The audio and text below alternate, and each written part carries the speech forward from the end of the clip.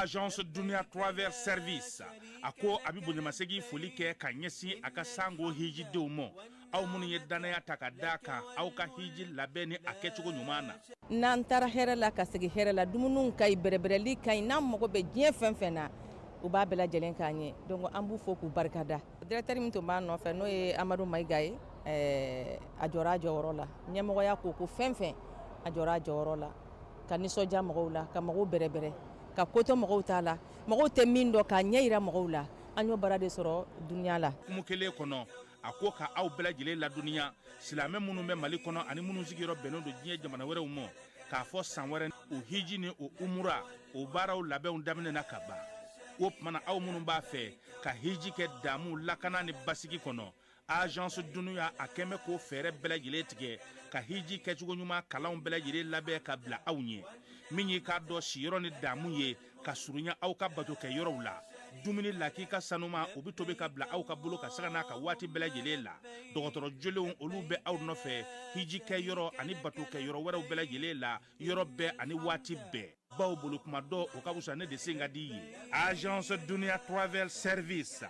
jɛɲɔgɔn kelen min bɛ aw ka hiji ni aw ka humura kɛ k'a ɲɛ ale de do o fana ni aw bɛɛ kunnafoni wɛrɛ ɲini a ye weleli kɛ 66 71 37 24 70 64 99 71 ni aw bɛɛ u ka yɔrɔ ɲini u filɛ ni hippodrome yɛrɛ la immeuble station Soma Yafula Kulukɔrɔ sira da la o fana min y'i k'a dɔn agence Dunia Travel Service ye k'u bɛ dugawu kɛ hiji ni umura kɛcogo ɲuman a n'a musakaw ala k'a nɔgɔya silamɛ bɛɛ lajɛlen ye. bɛɛ lajɛlen ma aw minnu b'a fɛ ka voyager k'a sɔrɔ a ma degun sɔrɔ a ka voyage kɔnɔna na compagnie de transport Somatra u y'a kanu ka na ni kari kura caman ye kari minnu dilanna norme kɔnɔna na aw ka lafiya kama a suspension wo a climatisation a siège wo n'i ye kari jɔlen ye foyi tɛ jigin kɔnɔ i bɛ se ka don a kɔnɔna na cogo min na Somatra e ka kari Somatra ne ka kari Somatra anw ka kari o hukumu kɔnɔna na kari ninnu bɛ sira ta don ko don Bamako Segu San Moti Kucala ka taa se Sikaso ma Keɲeba Kita o ma ɲina Yoro di Sahel maaw kɔ ka taa se Kolokani Jijeni fo ka taa se Bɛnma ma Somatra fiɲɛ foroko Somatra ka wuli hɛrɛ la ka se hɛrɛ la ayiwa réseau Wasa Mali client aw bɛ ani a jɛɲɔgɔnw u bɛ jeli ka kɛnɛ min sigi san o san a tago sabanan bolodalen filɛ u fɛ ka kɛ ni février kalo tile 5 ye ka taa bila février kalo tile 7 la centre sahélien pour la biodiversité la o filɛ ni Zumarakaw fɛ yen nɔ ɲinanda a sigilen don hakilila min kan o de ye k'a fɔ an ka halala sumansi minnu bɛ yen nɔ ani an ka bagan si minnu bɛ yen nɔ olu ka se ka bila ba la walasa ka baloko ɲuman kɔni ka se ka o sabati a tago fɔlɔ o ni filanan tɛmɛnen kɔ sa tago fɔlɔ o kun bɛ hukumu min yɛrɛ kɔnɔ o de ye k'a fɔ an ka halala bagan si minnu bɛ yen nɔ ka se ka olu tɔbɔtɔ ni ka u don ba la an ka laadala fɛɛrɛ minnu bɛ yen nɔ k'an ka baganw furakɛ ni ka u balo cogo ɲuman na ani an ka sɛnɛfɛn minnu bɛ yen nɔ ka u furakɛ o fɛɛrɛ olu lajirali kɛra ni ka a bila kɛnɛ kan a tɔgɔ filanan o sinsinna min kan o de ye fɛnɲɛnama minnu bɛ yen nɔ n'o bɛ an ka sumanfɛnw tiɲɛ ka se ka olu kɛlɛli fana don ba la nin tako sabanan min filɛ nin ni a bolodalen don o bɛna kɛ waati yɛlɛma yɛrɛ o hakilila de kan ka kɛ ni sɛnɛ hɔrɔnyali o sabatili ye o kama sa sumansi hɔrɔnyalenw ani an ka bagansi hɔrɔnyanen minnu bɛ yen nɔ sinsin bɛna kɛ olu kan walasa u ka se ka san sɔrɔ ani dunkafa ɲuman kɔni o bɛ se ka sabati cogo min na a don kama sa min ye hakilila fɔlɔfɔlɔ ye ani dɔnniya kɛnɛkataw ka se ka olu lajirali kɛ jama na ani hakilila kuraw ka se ka olu falen olu bɛna kɛ o kama sa février kalo tile 5 ka taa se février kalo tile 7 ma san 2025 Zumarakaw fɛ yen nɔ centre sahélien pour la biodiversité la an bɛɛ lajɛlen ka ɲɔgɔn sɔrɔ yen nɔ min ye sɛnɛ yɛrɛ a yɛrɛma hɔrɔnya sabati cogo ye ka se ka o don an taabolo la an ka sumansi ani an ka bagansi hɔrɔnyalen minnu bɛ an fɛ olu bɛ se ka san sɔrɔ cogo min na ni k'u kɛ sɔrɔ bɔda ye ani dunkafa sabatili sira dɔ ye. Dugutigi ni wari dafara a ye paase d'a kan ka sira di ne ma. Sunkalo e kunkolo a tɛ yen dugu wari ko o d'i ma fo dugu ani dugu dun wari t'a de. o kɔni kuma t'a la sa e ka sama mɔnɛ to yen i yɛrɛ ta. Sita hɔn Sidi ka numéro filɛ nin ye wari ci.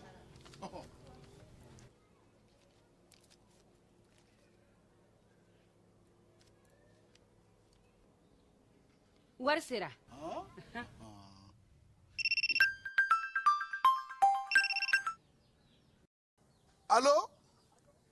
sɔrɔ o ɲɛna tiɲɛ yɛrɛ la ko ni sama bɛ maa min ɲɛ ko nkomi t'i gosi ngonga sama mɔnɛ i yɛrɛ ta a sɔngɔ ka nɔgɔn ni mali warici sira bɛɛ ye depo ye fu ye wari bɛ ci fu ni application ye wa bɔsara ye musaka fitini ye sama mɔnɛ ji ni kuran bɛ sara n'a ye krediw bɛ ta n'a ye sanni feere bɛ kɛ n'a ye sama mɔnɛ nin y'anw maliyɛnw ta ye a y'a si filɛ ka nkalon bɔnda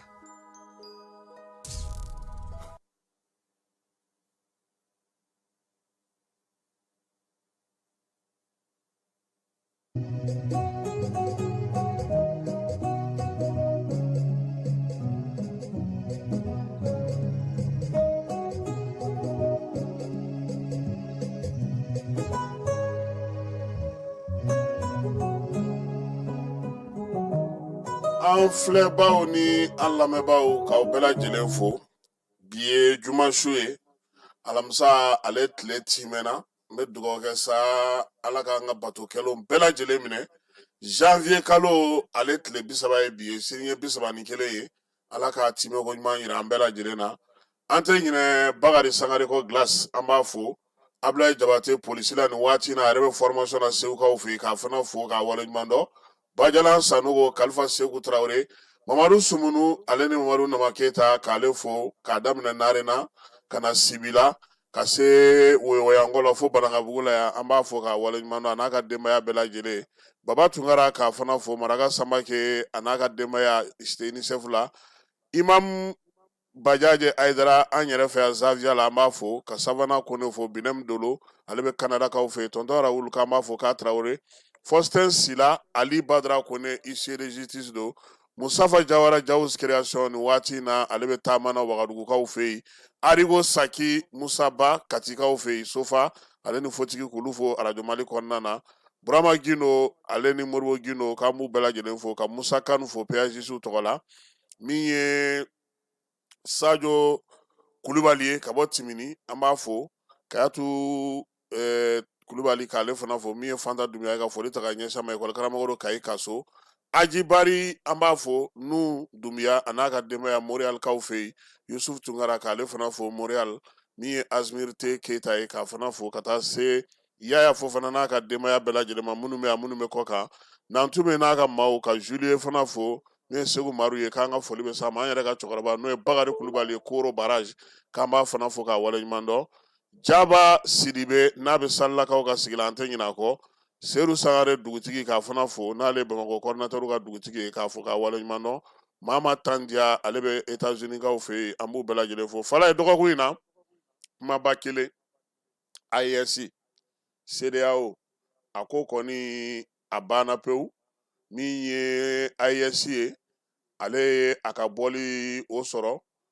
bɔli sɔrɔli k'a daminɛ juillet kalo tile 6 la ni ɲɛmaya dira Asimi ma baara minnu sera ka sigi sen kan AES tɔgɔ la sa o ye wolomasiri tabaw ka fara ɲɔgɔn kan jɛkulu ye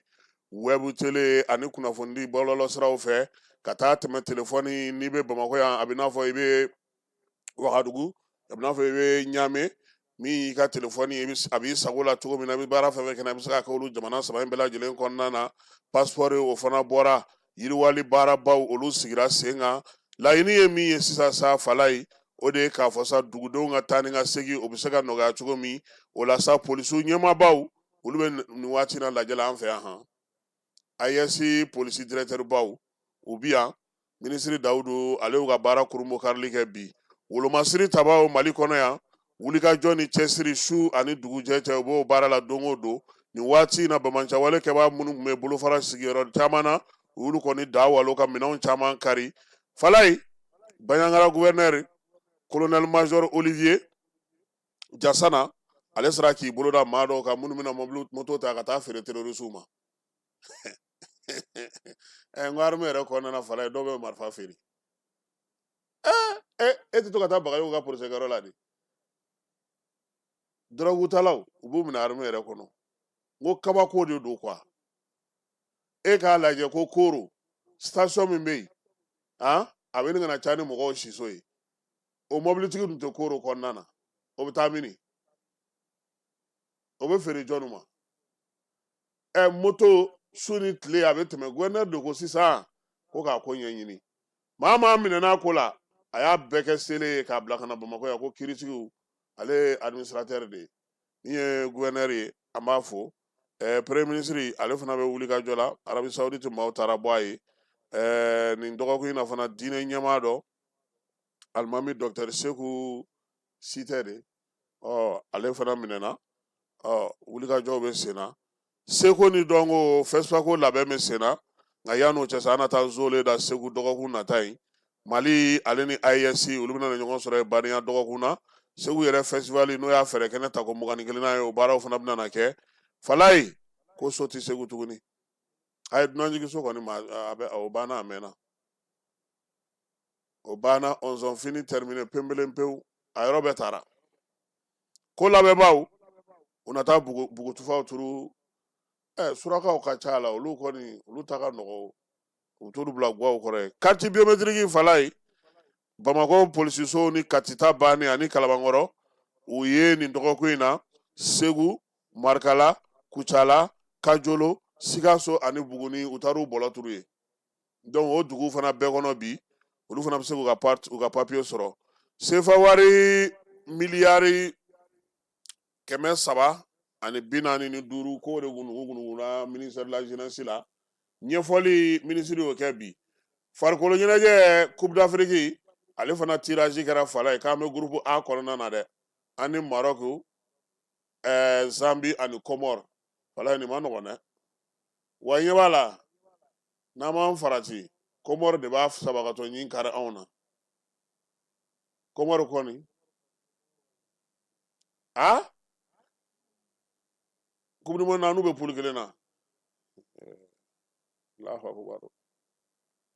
asiketi Falaye ballon kun fɔlɔ u yɛrɛ ye bataki dɔ ci ka na an ma su in na kɛlen don ka kow bɛɛ lajɛlen dantigɛ o la kosɛbɛ min ye kafu yɛrɛ ye ale fana ka assemblée générale kan ka kɛ mars kalo tile 12 mɔgɔ minnu bɛ jɔyɔrɔ wala Mali ka ballon fɔlɔ ani Zambie don o ye le 22 décembre ye o kɔfɛ an ka match filanan o ye le 26 ye ani Maroc min ye match sabanan poule kɔnɔna na o ye le 29 décembre ye ani Comore yɔrɔ jumɛn na Coupe du monde na anw ye joli n'a ye a fida jukɔrɔ anw ye joli n'a ye naaninan ati aw ka entraîneur n y'a tɔgɔnin dɔ mɛn bi o ko ten dɛ u bɛ k'o de fɔ a ma Falaye balontan ka di maliyɛnw ye ala y'an jarabi jugu d'an ma nin ye dɛ bon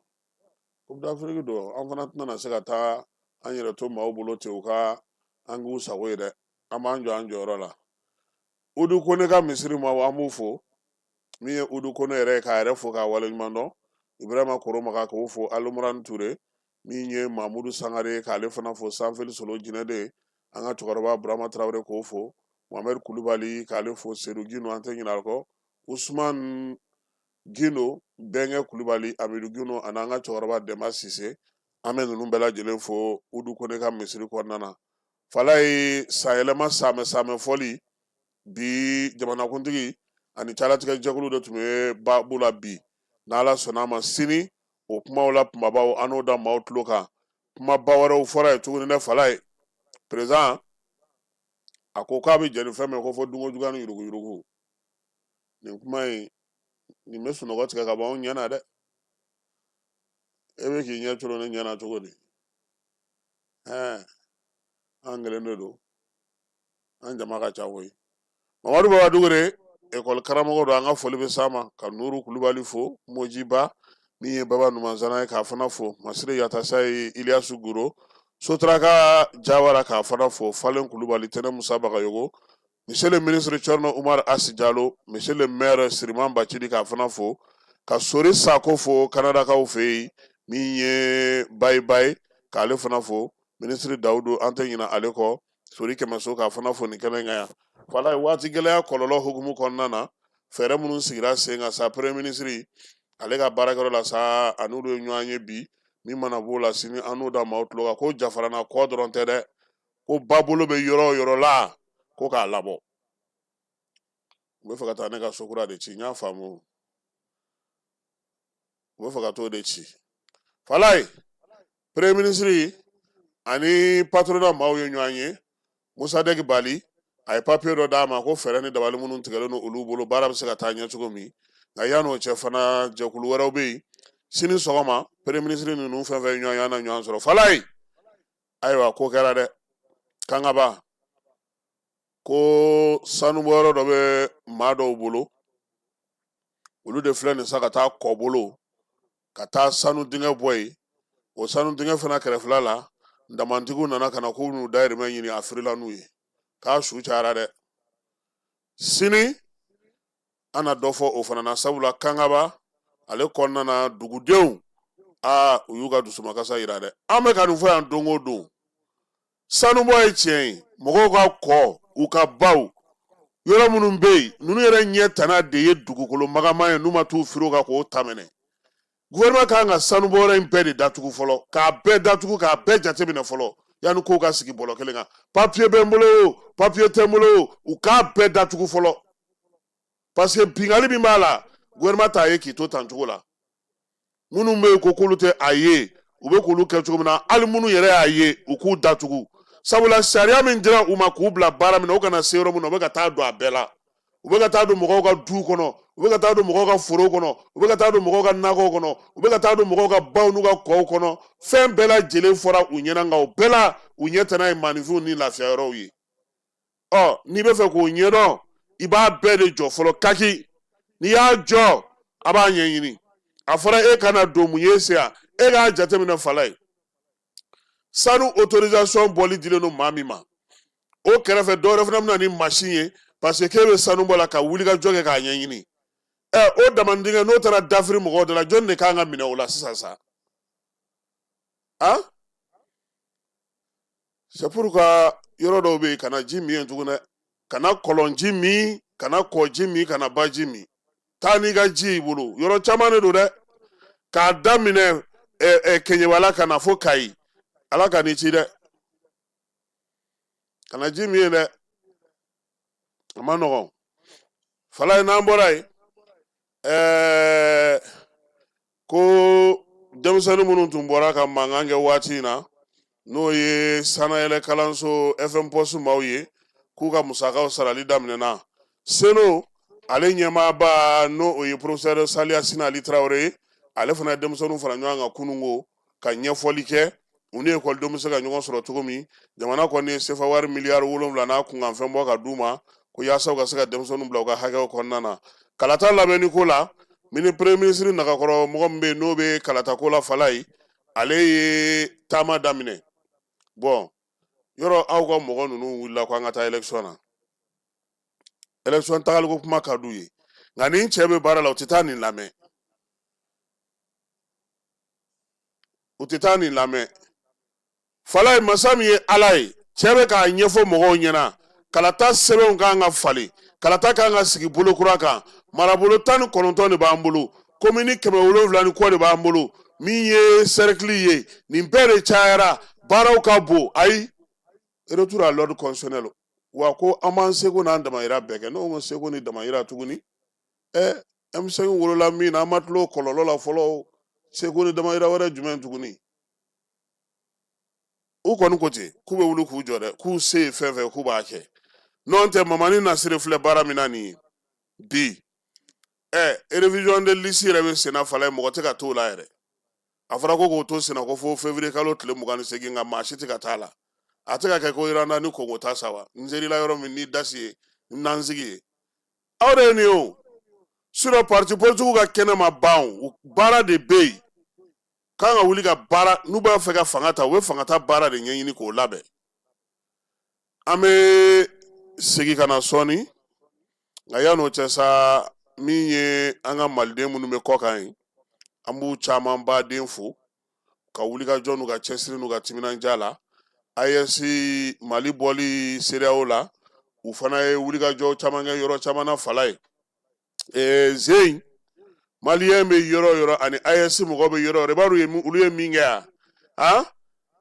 Burkina tɛ taa kɛ tan Mali tɛ taa kɛ tan olu fana ye coalition de sigi u taara Isa Kɔnfuru fɛ yen bi ka taa u ka nisɔndiya yira a la a ye kuma minnu fɔ Nations Unies ka kɛnɛ kan o don k'o waleɲuman dɔn e tɛ Isa Kɔnfuru dɔn dɛ e t'ale dɔn i b'a dɔn a b'a ye ɲɛna dɔn wa Masinakaw a bɛ b'anw ka dugu de la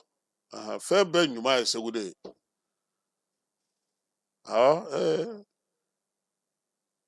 Keba Sɔmɔnɔso taabaw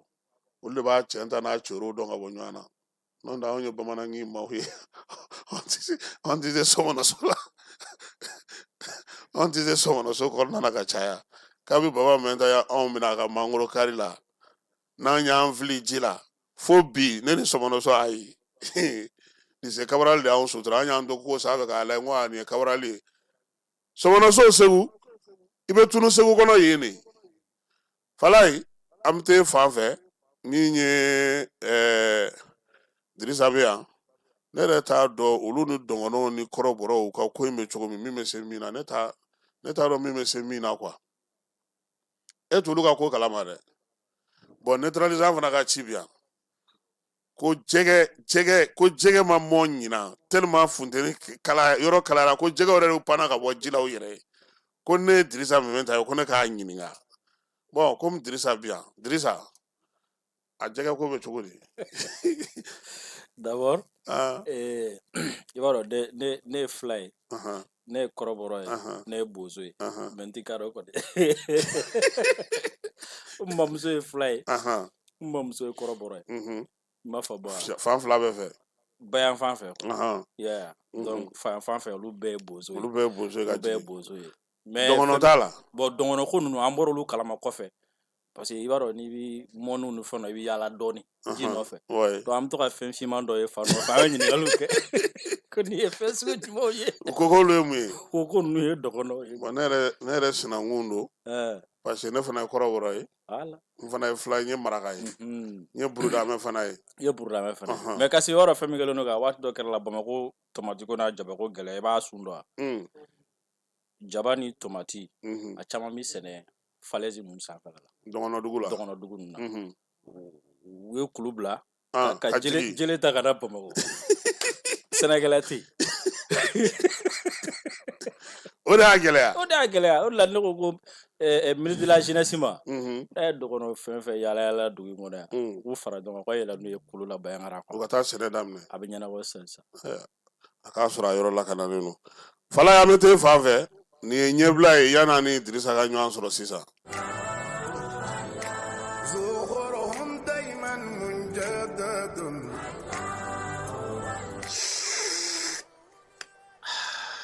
an baden te duma kanubaw an filɛ don min na ko bibi na bɛɛ lajɛlen sigilen kun do ka te min nani kɔnɔ an ka jamana kɔnɔ a surula ni waati na n'o ye te vert rasul a tɔgɔ ka di cogo min na a te fana ka di ka tɛmɛ o kan te vert rasul k'a ta Chine forow kɔnɔ f'i ka barada kɔnɔ a n'a ja bɛ ɲɔgɔn na te vert rasul n kɛ o kɛ ka te wuli fo n ka bɛnɛfunji k'a la o banna taa butigi la dɔrɔn i k'a fɔ ko te vert rasul bɛnɛfunjilama walima te vert rasul ɲamakulama walima a jasmine n'o man di ye a o fana bɛ yen nɔ te vert rasul i bɛ ja fɛn o fɛn ɲini te la a bɛɛ lajɛlen bɛ ka ɲɔgɔn sɔrɔ a kɔnɔna na an kana ɲɔgɔn nɛgɛ n'i ko te duma bibi na i b'a fɔ ko te vert rasul a bɛ foroko cɛ ɲin kɔnɔ ni ka sɛbɛn sanfɛla la ko rasul a foroko sanfɛ cɛ bɛ ɲamɛ sanfɛ tamarosun jukɔrɔ wa i mago b'a nasugu fɛn o fɛn na o ja bɛ o foroko kan n'i mago bɛ a bɛnɛfunjilama kan bɛnɛfunji ja b'o kan n'i mago bɛ a ɲamakulama kan ɲamaku ja b'o kan fo ka taa bila jasmine na a n'a simple te vert rasul a jɛnsɛnnen don jamana in fantan naani bɛɛ lajɛlen la ni waati na grossiste fɛn o fɛn bɛ suguba la n'i sera o ma n'an ka quartier kɔnɔ ani sugu wɛrɛw la i bɛ te vert rasul sɔrɔ yen n'i mago b'a camion va sanda la i bɛ wuli ka se ngolon na i ko makɔrɔ carré kɔnɔna na walima i bɛ nɛgɛjuru banba 76 44 30 29 79 60 31 60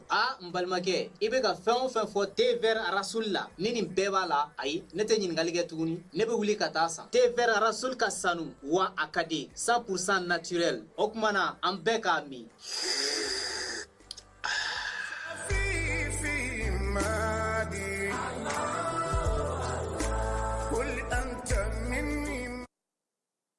an filɛbaaw ni an lamɛnbaaw bi su in na ala y'an garisigɛ don Dirisa Mɛmɛnta la Dirisa Mɛmɛnta an n'ale bɛna kuma min kan o ye AES ko ye peut-être que ni waati y'a labɔ ni nɛgɛjurutigiw fana sera ka garijɛgɛ sɔrɔ olu n'a ɲininkali dɔw kɛ nka an n'an da don fana ka dɔ fɔ Uranda ni Congo ka kɛlɛ in kan parce que an b'a fɔ Uranda ni Congo anw ɲɛ tɛ M24 wa M23 de la anw ɲɛ t'o la kosɛbɛ ten bamananw ko ten ko ni ye sɛnugu jɔlen ko kala de b'a kɔnɔ Dirisa i ni su tuguni i nana ka na an ka wele jaabi su in na a diyara n ye maa caman kɔlɔsilikɛla caman jateminɛlikɛla caman tun ye a fɔ ko min ye AES ye k'a kan k'a labɛn k'a cɛsiri k'a jija yanni janvier kalo tile 29 cɛ ko sabula lamagaw ni fɛnw caman kun labɛnnen don nin waati in na san kelen tɛmɛnen ni CEDEAO yɛrɛ tilara ka na a ye k'a fɔ ko jɔn ko ala ka sɔn ka don AES dungoda fɛ maa bɛ ka ɲininkali fana kɛ nin y'a ko nɔgɔyalen wa ou bien a bɛ cogo di nin waati in na de k'i fo kosɛbɛ ka filɛlikɛla ni lamɛnlikɛla bɛɛ fo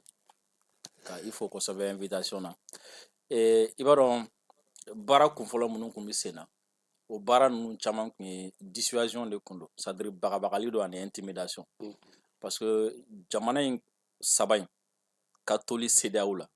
ani CEDEAO filɛ nin forme min kɔnɔ a ka to o la o bɛ mɔgɔ caman de ka affaire kɛ i b'a dɔn kelen don ka Afrique tila ni ma fili zone 5 ɲɔgɔn CEDEAO bɛ yen Afrique centrale la dɔ bɛ yen nɔ orientale la ainsi de suite donc nin jɛkulu ninnu de bɛ kɛ sababu ye ka kuma farafinna tɔgɔ la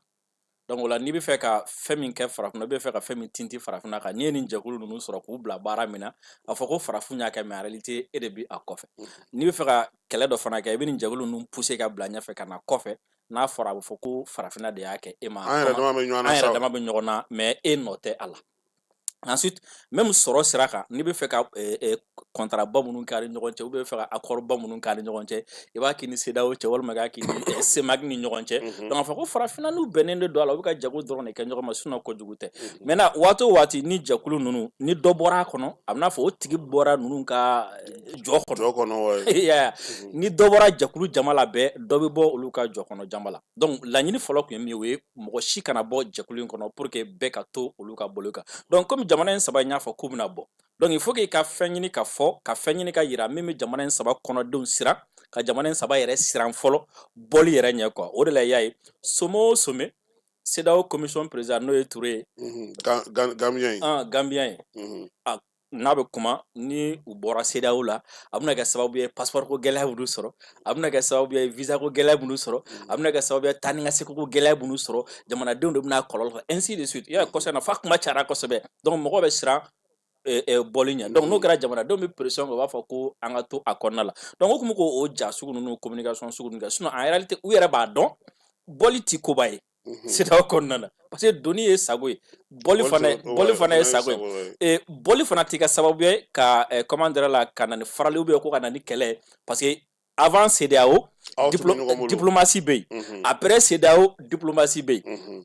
i tɛna ye fiyewu k'a fɔ ko Mali bɔra CEDEAO la ko CEDEAO jamana dɔ bɛ n'u ka ambassade datugu Mali la o kɔrɔ ko non diplomatie bɛ yen nɔ jɛ bɛ halisa aw ni Mali kumaɲɔgɔnya b'aw ni ɲɔgɔn cɛ traité bɛ se ka k'a ni ɲɔgɔn cɛ baaraw bɛ se ka kɛ Mali aussi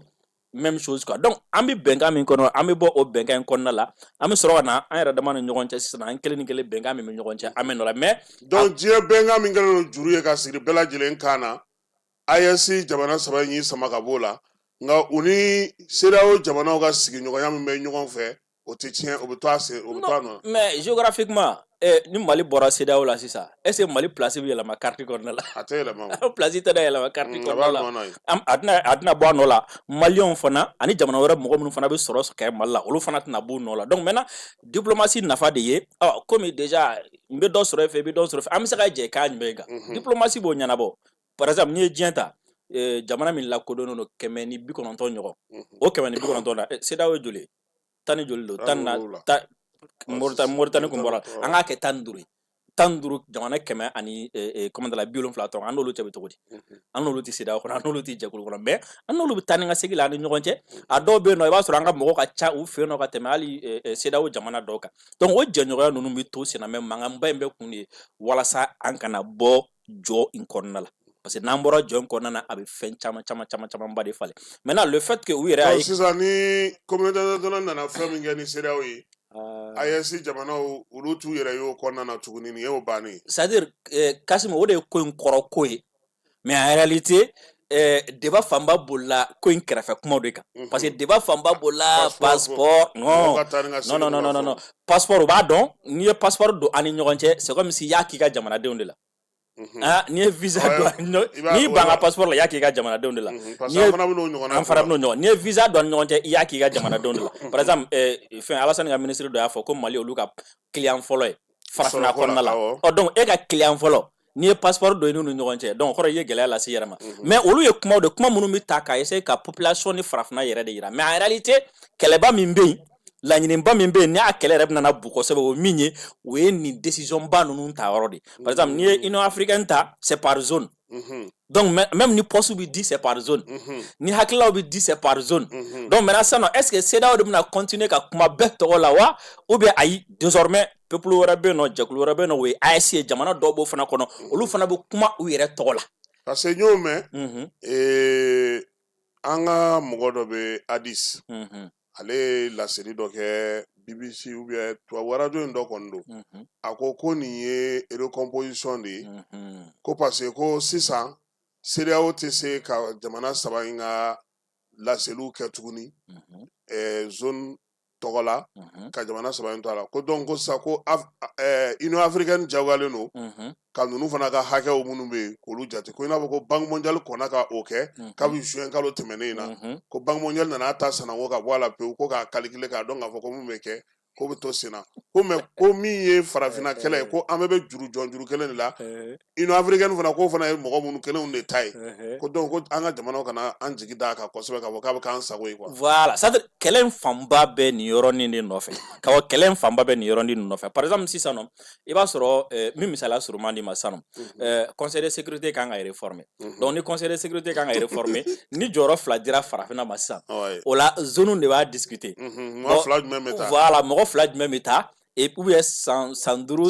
a bɛ falen cogo de a bɛ da nin zone na a bɛ taa nin zone na a bɛ taa nin zone na o de la a y'a ye CEDEAO ka communiqué kɔnɔ mɔgɔw bɛ k'a fɔ CEDEAO ma AES reconnu ma AES tɔgɔ fɔ n k'u tɛna fɔ u tɛna reconnu non parce que ni CEDEAO y'a sɛbɛn a ka papier kɔnɔ ko AES o ye CEDEAO kelen ka AES reconnu donc o kɔrɔ ko fanga min bɛ CEDEAO la Union africaine kɔnɔna la voix min bɛ CEDEAO bolo Union africaine kɔnɔna na obligatoirement a b'o voix in tila ani organisation ni ɲɔgɔn cɛ min fana bɛ yen parce que ale kelen ti Afrique de l'Ouest bɛ représenter tuguni donc organisation min fana bɛ yen o fana kan ka Afrique de l'Ouest représenter surtout a ka population a fana kan ka olu représenter de quoi donc n'ale olu représenter sisan nɔ et CEDEAO dun y'a ta en général i b'a sɔrɔ CEDEAO bɛ arranger tout le temps Union européenne de kɔ o waati y'a sɔrɔ européens ni américains ka di bon comme sisan a ɲaaminen don bi dɛ u ka volontaires bɛɛ recruter ɲɔgɔn kama sisan Trump n ko u kɛra Assimi ninnu ɲɔgɔnna de u ka mercenaires ta VDP b'u yɛrɛ bolo bi u yɛrɛ b'a la ko souveraineté donc o la sisan nɔ américains tun bɛ européens to yen donc CEDEAO tun b'a aligner Union européenne kɔ n'o ye hakilila minnu ta dɔrɔn a bɛ na dɔrɔn a b'a fɔ Union européenne CEDEAO bɛ ale suit ko in gɛlɛyaba de tun bɛ yen nɔ quoi donc o la a kɛra démocratie ko kumaw a kɛra fɛn ko kumaw o bɛ imposer jamana bɛɛ ka kelen kelen a fɔ k'i ka jamana kɔnɔna na désormais démocratie kɛcogo ye nin ye i ka jamana kɔnɔ désormais économie kɛcogo ye nin ye i ka jamana kɔnɔ désormais nin pourcentage hakɛ de kan ka d'i ma i ka dugujɔrɔ nafolo la diyagoya la o b'olu imposer bɛɛ kan parce que a bɛ organisation dɔ kɔnɔna la donc maintenant ni aw bɔra organisation in kɔnɔ ni CEDEAO taara fɛn min négocier CEDEAO jamanaw tɔgɔ la k'a fɔ ko pourcentage ye 10% ça n'engage que la CEDEAO ni nana anw fɛ 40% ou bien 30% de do i b'o sɔrɔ donc ce qui fait que a bɛ kɛ organisation murutilen sugu dɔ ye organisation min bɛna CEDEAO tɛna se ka fɛn min kɛ fɛn minnu ja t'a la tɔw tɛna fɛn min kɛ olu ja t'a la i n'a fɔ Mali ye mɔgɔw ɲɛ don occidentaux la cogo min na donc AES fana bɛna diɲɛ mɔgɔ farafin tɔw fana ɲɛ don o la donc ni anw y'a kɛ forcément dɔ wɛrɛ b'a kɛ soit dɔw bɛ bɔ jɛkulu dɔ kɔnɔna la k'anw ta ɲɔgɔn kɛ ou bien u b'u to u ka non surtout u b'u to ka jɛkulu yɛrɛ kɔnɔna la ka jɛn AES tɛ dɛ u b'u t'u ka jɛkulu kɔnɔna la AES bɛ ka revendication minnu kɛ k'a gagner yanni olu k'u ta ci u b'a fɔ d'accord a ye nin di anw fana ma quoi parce que AES sera ka 10% sɔrɔ aw bolo yan donc o kɔrɔ ko anw fana bɛ se ka 10% sɔrɔ donc kɛlɛba in bɛɛ bɛ nin de nɔfɛ u kana bɔ AES la u kana bɔ CEDEAO la u ka to CEDEAO la n'aw bɔra jamanadenw bɛ sɛgɛn jamanadenw alors que ni niveau décisionnel ninnu o la i b'a ye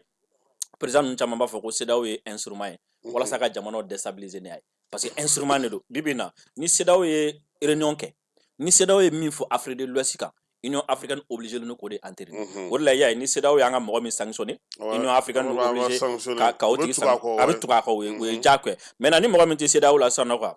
ni ye fɛn min ta ça n'engage que toi a tɛ se ka boli anw ka tuguni quoi donc o ye au niveau de l'union mais Drissa mɔgɔ dɔw b'a fɔ o yɔrɔ la ko jamana saba in comme sɔrɔdasiw de b'u kunna k'u tɛ ka élection ko kuma fɔ ko est ce que u m'a kɛ fana pour que k'u ka fangaw fana sinsin communauté internationale bɛ exigence minnu kɛ démocratie ko la retour à l'ordre constitutionnel a ye taa kalata la nin waati an n'an bɛnna nin kan ni ne b'an ka charte kɔnɔ ni ne bɛ nin kɔnɔ a ye nin kɛ tan a ye nin kɛ tan ko est ce que k'u m'a kɛ pour que u ka se ka to fanga la fana mɔgɔ dɔw b'o kuma fɔ. bon o ye faamu dɔ ye mais min fɔra jɛ kan bɛɛ ye min mɛn ni mɔgɔ m'a démenti o ye jumɛn i bɛ ko ale kɛlen ka fanga ta Macron tɛmɛna dɔ fɛ k'a fɔ ale i bɛ karisa kɛ premier ministre i bɛ karisa kɛ ministre ni min ka di y'a kɛ foyi ma bɔ a la donc kɔrɔ ko il n'avait pas besoin ka bɔ CEDEAO la k'a yɛrɛ protéger parce que a kun bɛ se ka to CEDEAO la k'o tigi kɛ ministre président Assimi Goïta ɲɔgɔn kelen fɔ ale nalen u y'a wele ka tɔgɔ dɔ proposer a nin kɛ min ka di ye k'a kɛ premier ministre voilà donc ça veut dire que comment dire la opportunité kun b'u bolo ka to président la k'a sɔrɔ u ma bɔ CEDEAO la k'a sɔrɔ u ma ɲangi donc an tɛ se k'a fɔ tuguni non u bɔra dɔrɔn pour que k'u yɛrɛ protéger mais yɛrɛ protéger a bɛ na yɔrɔ min na o ye jumɛn a jateminɛ CEDEAO kun bɛna taga Niger attaquer bon ni CEDEAO kun taara Niger attaquer Niger dɔrɔn tɛ déstabiliser o Mali tun bɛ bin Mali binni dɔrɔn tɛ dɛ o kun bɛ tila n'u kun ye Tchani minɛ midi 14h o kun bɛ Assimi minɛ 16h o kun bɛ Ibe minɛ 18h o kun b'a sɔrɔ terroristes ye an ka duguba kelen-kelenna bɛɛ lajɛlen minɛ tuguni donc an kun bɛna to désordre kɔnɔ fo 10 à 20 ans i n'a fɔ Congo filɛ nin ye situation sugu min kɔnɔ u bɛna to négociation ko kuma na o la yɔrɔ minnu u ka nafa bɛ yɔrɔ minnu na u b'u ka force bila ka taa u b'olu protéger an tɔ bɛ to popapolo i n'a fɔ Libye filɛ nin ye cogo min na donc le fait que an ka bɔ CEDEAO la a b'an kisi nin ma o k'a fɔ n'a y'an kisi nin ma ça veut dire que en quelque sorte a bɛ na ni comment dire a bɛ na ni mais Drissa est ce que nin tɛ komi sisan n'i ye nɔnɔ kɛnɛ sigi tasuma kan parce que mɔgɔ minnu don olu tɛ sɛgɛn u tɛ ɲinɛ u t'a dabila hali ni président wɛrɛw nana laɲini ye min ye u bɛ to a kan an fana kan ka se ka fɛɛrɛw sɔrɔ pour que ka to o hakilisigi n'o fɛn kɔnɔna na parce que an ka dekunba ye min ye n'anw lafiyara dɔrɔn an bɛ ɲinɛ olu dun tɛ ɲinɛ wagati o wagati a b'u kun na u ka laɲini bɛ se ka sabati cogo cogo ka se ka sigi sen kan. pour que k'i ka kuma sɔnji la k'a fɔ ko tɛ ɲinɛ ko n'an bɔra waati o waati u bɛ fɛɛrɛ dɔ ɲini an kama CEDEAO ye fɛɛrɛ de ni ye CEDEAO sigi waati jaminɛ jateminɛ dans les années 75 a y'a sɔrɔ en général minnu ye fanga ta sɔrɔsiw de tun bɛ yen ka ca olu ye fanga ta a ma sigi walasa ka comment dire la forcément ka européens sago kɛ o parce que minnu ye fanga ta u ɲɛ b'a la u bɛ ka kɛlɛ wa u ɲɛ b'a la fana tagalen ɲɛfɛ u bɛna na problème sɔrɔ mais u donna CEDEAO kɔnɔ cogo di ka tila ka an minɛ ni an yɛrɛ ka organisation sigilen cogo min na c'est dans les années 2000 2001 2002 n'u nana ni protocole additionnel ye ka na daw tugu ka sɔrɔ ka o y'a sɔrɔ 90 conférence de fɛn boli ninnu kɛra ko ka démocratie imposer diyagoya o terminologie minnu n'o hakɛ minnu bɛ yen o nana o insérer CEDEAO texte kɔnɔ waati min na de i y'a ye fɛn bɛɛ lajɛlen datugura a sigira ni laɲini minnu ye an bɔra o laɲini kɔnɔna na sisan ka sɔrɔ ka n'a kɛ texte dɔw b'a kɔnɔna la texte minnu ni an t'a contrôler a tɛ kɛ k'an nafa o de kɛra sababu ye donc ils vont continuer non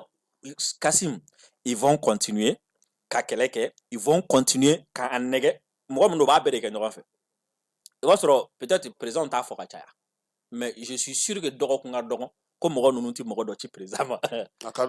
o tigi bɛna dugumana fɛ o tigi bɛna dugumana fɛ o bɛ wele kɛ téléphone na bon vraiment président bon vraiment ni a ko in bɛɛ bɛ de bolo sisan sinon makɔrɔ mi yɔrɔ min na vraiment a tɛ fɛ ne sɔnna nin ma sisan ne sɔnna nin ma sisan o bɛna dugumana fɛ o tigi bɛ tila dɔrɔn o b'a sɔrɔ ministre des affaires étrangères o fana b'a ka gosili la non ninnu bɛ tan de ninnu bɛ tan de ni nin sɔnna o don ni nin fana ɲɛnabɔra o don donc o baara ninnu bɛ to sen na ensuite fɛn bɛ déstabilisation parce que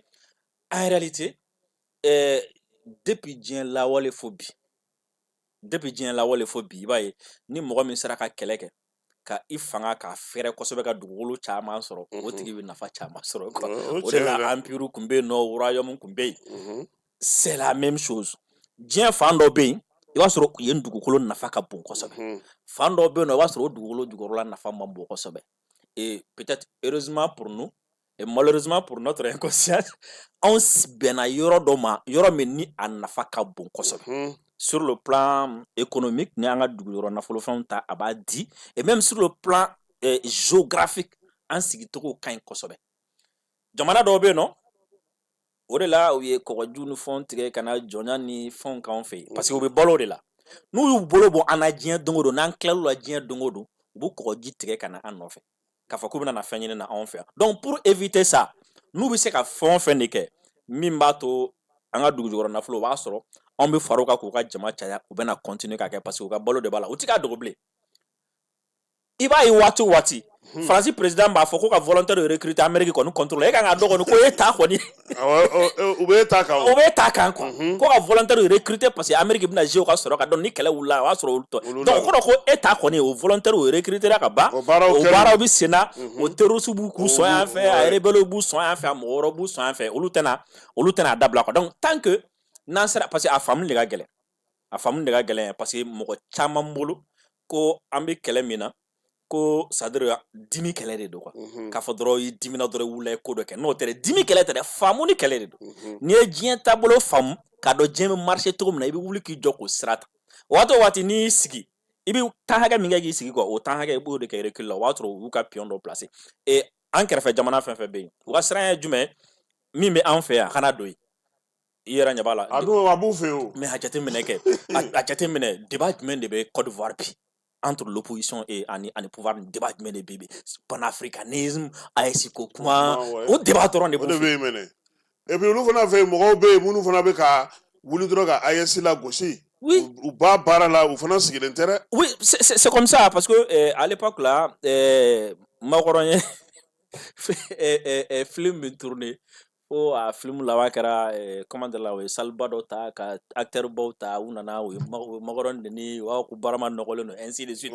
o jeunes minnu bɛ yen nɔ c'était recruté olu mɔgɔ ninnu caman de bɛ k'a kɛ par exemple n'i ye Côte d'Ivoire ta Arthur Banga il était présent a tun bɛ ɲɛfɛla la olu de bɛ recevoir Arthur Banga tun bɛ ɲɛfɛla la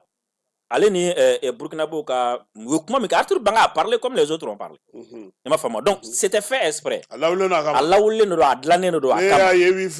a dabɔra de parce que bi b'a dɔn bi bɛna se o b'a dɔn ko in bɛ ka taa cogo min na parce que i b'a dɔn mɔgɔ lajɔ cogo ka ca i bɛ se k'i jɔ a tigi ɲɛ k'a lajɔ ou bien i b'a tigi infiltrer k'a ka kɛlɛ dévier ka taga n'a ye sansi wɛrɛ fɛ ou bien min yɛrɛ bɛ ka taga i bɛ se k'a yira jamana k'o tɛ dɛ karisa de don quoi donc o de la u bɛ ka mɔgɔw labɔ olu fɛ yen nɔ i b'a chaque dimanche u bɛ plateau sigi k'an lagosi pour que u ka jamanaden minnu bɛ yen nɔ quoi u ka saliya u ka siran u kana sɔn ka siran ta parce que bi bi in na n'i y'olu fana ka population ta majorité la population active en majorité a bɛ bɔ an ka fanfɛla de la ni min tɛ Ghana ye o ye Burkinabé ni min tɛ Burkinabé o ye Malien. mais Dirisa an y'a ye k'a fɔ AES tiɲɛ don a ko in a ma nɔgɔn mais ko daminɛ ni sisan cɛ k'a daminɛ juillet kalo tile 6 tɛmɛnen na ka na bi la an ye fɛn damadɔw ye Asimi ka mandat kɔnɔna na olu sera ka kɛ force conjointe b'a la passeport ko b'a la téléphone ka o ci jamanaw ni ɲɔgɔn cɛ o b'a la yiriwali baara belebelebaw fana bolodalen don o ko kɔnɔna na yalama AES a man k'a lajɛ fana dugudenw ka taa ni ka segin surtout siraba ka taa siraw la kosɛbɛ o fana ka don ko in na wa o yɛrɛ ko in guloma ye quoi parce que i b'a dɔn baara o baara n'a b'a kɛ fara ɲɔgɔn kan kɔnɔna la f'a ka sɔrɔ premièrement a bɛna fara ɲɔgɔn kan jamanaden minnu yɛrɛ bɛ yen nɔ quoi olu yɛrɛ bɛ se ka c'est à dire tɔn ti kɔlɔlɔ se olu ma et puis tɔn sigili kan ka a nafa fɔlɔ kan ka ye olu la quoi et puis surtout fɛn minnu ka nɔgɔ ka tɛmɛ hali baara dɔ kan par exemple i ye min fɔ téléphone ko la o ye wariko ye ka jɛ wari kɔ o ka gɛlɛn i ye min fɔ passeport ko la o ye négociation de ye o ko ka gɛlɛn mais min ka nɔgɔ ka tɛmɛ nin bɛɛ kan o ye bi bi in na ni ne bɛ don Burkina kɔnɔna la a kɛra dugumasira surtout dugumasira fɛ n dontɔ la déjà que ni n ka carte yira dɔrɔn n'a yɛrɛ k'a fɔ ko nin ye malien dɔrɔn n ka to yen n ka tɛmɛ ni Burkinabé min bɛna don Mali la n'a yira dɔrɔn nin ye Burkinabé o ka to o ka tɛmɛ o ka nɔgɔ ka tɛmɛ fɛn caman kan mais déjà nin kuma in bɛɛ kɔfɛ nin taa ni ka segin bɛɛ kɔfɛ ni Burkinabé dɔ dontɔ la Mali la n'a sera Buguni ou bien n'a sera yɔrɔ jumɛn n'u y'a minɛ ka don n'a ye gundo soni kɔnɔ dugumasira gundo soni i b'o kɔni dɔn i bɔra a fɛ an bɛ tɛmɛ n'a n'u ye minɛ ka don gundo soni kɔnɔ kɛrɛfɛ n'a sɔrɔ ni e bɛ bɔ jamana wɛrɛ la dɔrɔn n'e ma 2000 sara e bɛ 1000 sara c'est pas bien o kan ka dabila de et puis pour que o ka dabila il faut que sanction ba dɔ de ka ta sanction min ni diɲɛ bɛɛ bɛna ye k'a kɛra ne ma min faamuya polisi minnu bɛ jamana ninnu frontière la a mina fɛntigi minnu bɛ yen sɔrɔdasi minnu ni fɛn minnu bɛ yen a jamana fan o fan na u bɛɛ ka hakilina ye kelen mun na de c'est à dire i b'a dɔn waati dɔw bɛ kɛ i b'a sɔrɔ ɲɛ bɛ tugu baara dɔw kan parce que a bɛ wari ladon jamana kɛsi la même n'a sɔrɔ ni dɔ b'i den kɛrɛfɛ sira fɛ ka fɛn dɔw t'a la parce que mɔgɔ minnu don mɔgɔ ti t'i sigi frontière la k'i tɛ contrabande kɛ o i bɛ contrabande de kɛ a ma daminɛ la o chef yɛrɛ de la k'a kɛ ka tɛmɛ donc o b'a dɔn a ko bɛ cogo min na donc e bɛ contrabande kɛ donc o la a kun bɛ se ka kɛ sababu ye waati dɔ la a bɛ dɔ la donc ɲɛw kun bɛ ci a kan mais moi je pense que c'est quelque chose min n'a kan ka dabila yɛrɛ de quoi c'est à dire o kan ka kɛ AES tɔgɔmasere fɔlɔ ye voilà ni ye CEDEAO jamana bɛɛ n'i bɔra Mali la ka taga CEDEAO jamana min na ou bien bɔra CEDEAO jamana min na ka na Mali la ni phénomène b'a bɛɛ la a b'a bɛɛ la souvent dɔw bɛ yɛlɛ mun yɛrɛ kɔni ka fisa n'i bɛ avion sira kɔni fɛ sinon kɔni sira tɔ dugumana kɔni fɛ kɔni fɛn dɔ bɛ sɔrɔ ka fɔ ne t'a dɔn fɛn don quoi et puis i b'a fɔ ko tuma la i kofɔlen d'u ye yanni i ka na quoi i tila ka taa baro bi yan anw ye voyage dɔ kɛ donc an sera o yɔrɔ ninnu na sisan nɔ quoi comme anw ni minnu don ja olu degelen dɔ b'a la olu b'a dɔn a ko bɛ kɛ cogo min na quoi donc ne ɲɛ b'a la ko ka pièces di a don passeport de tun bɛ ne bolo ne ye passeport di u y'a bɛɛ fara ɲɔgɔn kan sa ka taa don quoi donc a bɛna ran jɔ quoi a bɛ don kelen kelen quoi donc ni min donna o bɛ bɔ o bɛ teliya o bɛ bɔ quoi donc ja ni min donna quoi a ti kuma caman k'a la quoi n'a donna dɔrɔn a b'a da tabali kan dɔrɔn a b'a tɛgɛ si ko nin de tɛ u b'o d'a ma a bɛ se donc ne donna ne ye n jɔ sisan nɔ quoi a ko ne ka n teliya quoi ko mɔgɔw bɛ ka mɔgɔw bɛ aran na quoi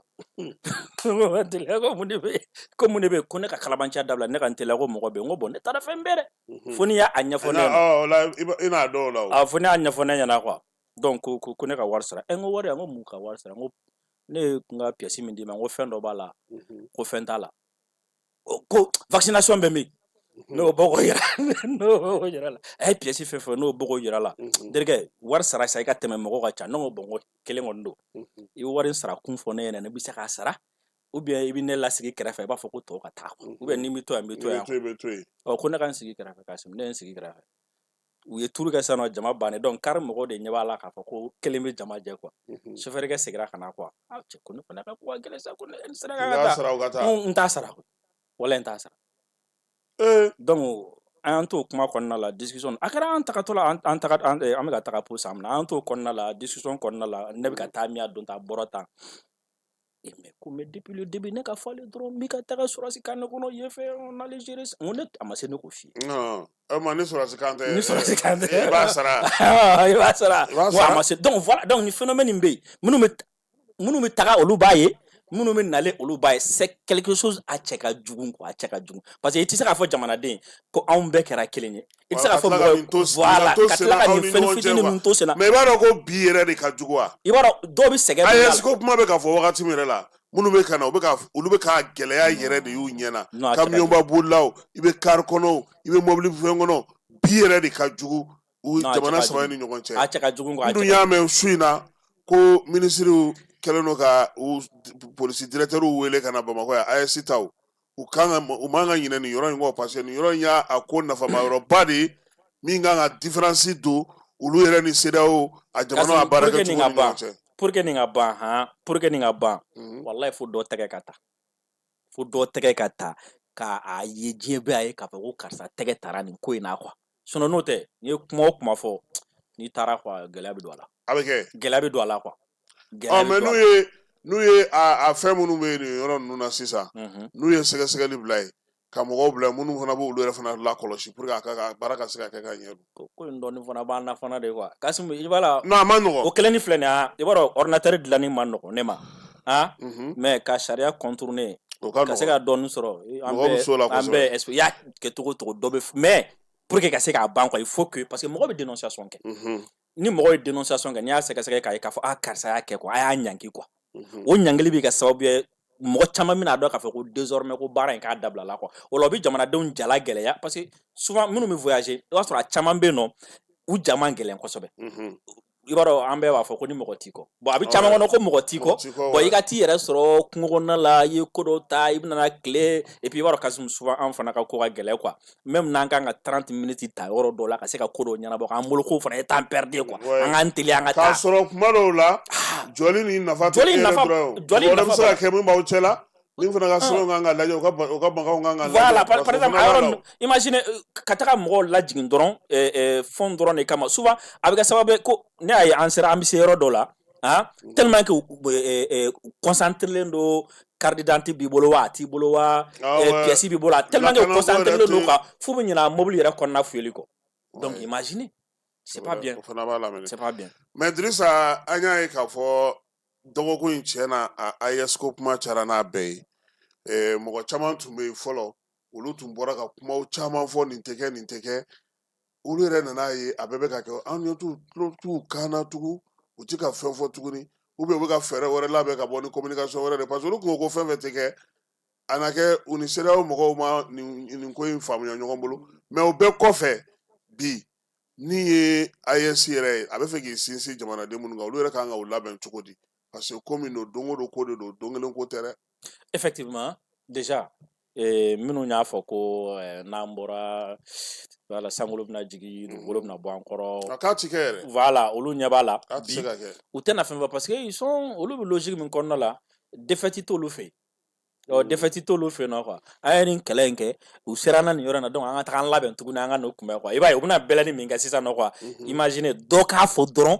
ko a ye problème sɔrɔ passeport la ou bien k'a ye problème sɔrɔ carte d'identité la ou bien k'a ye ko dɔ u taara dɔ ka boutique datugu yɔrɔ dɔ la dɔrɔn u bɛn'o phénomène sugu ninnu u t'u bɔn olu kan quoi ko communication ɲaga kosɛbɛ an b'a fɔ a ye n'aw bɔra a bɛ kɛ tan a bɛ na alors que min b'a kɔrɔ o t'o ɲɛɲini k'o dɔn quoi donc ils attendent des occasions pour pouvoir rebondir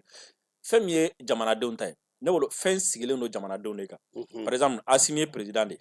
a bɛ yen bi sini a tɛ yen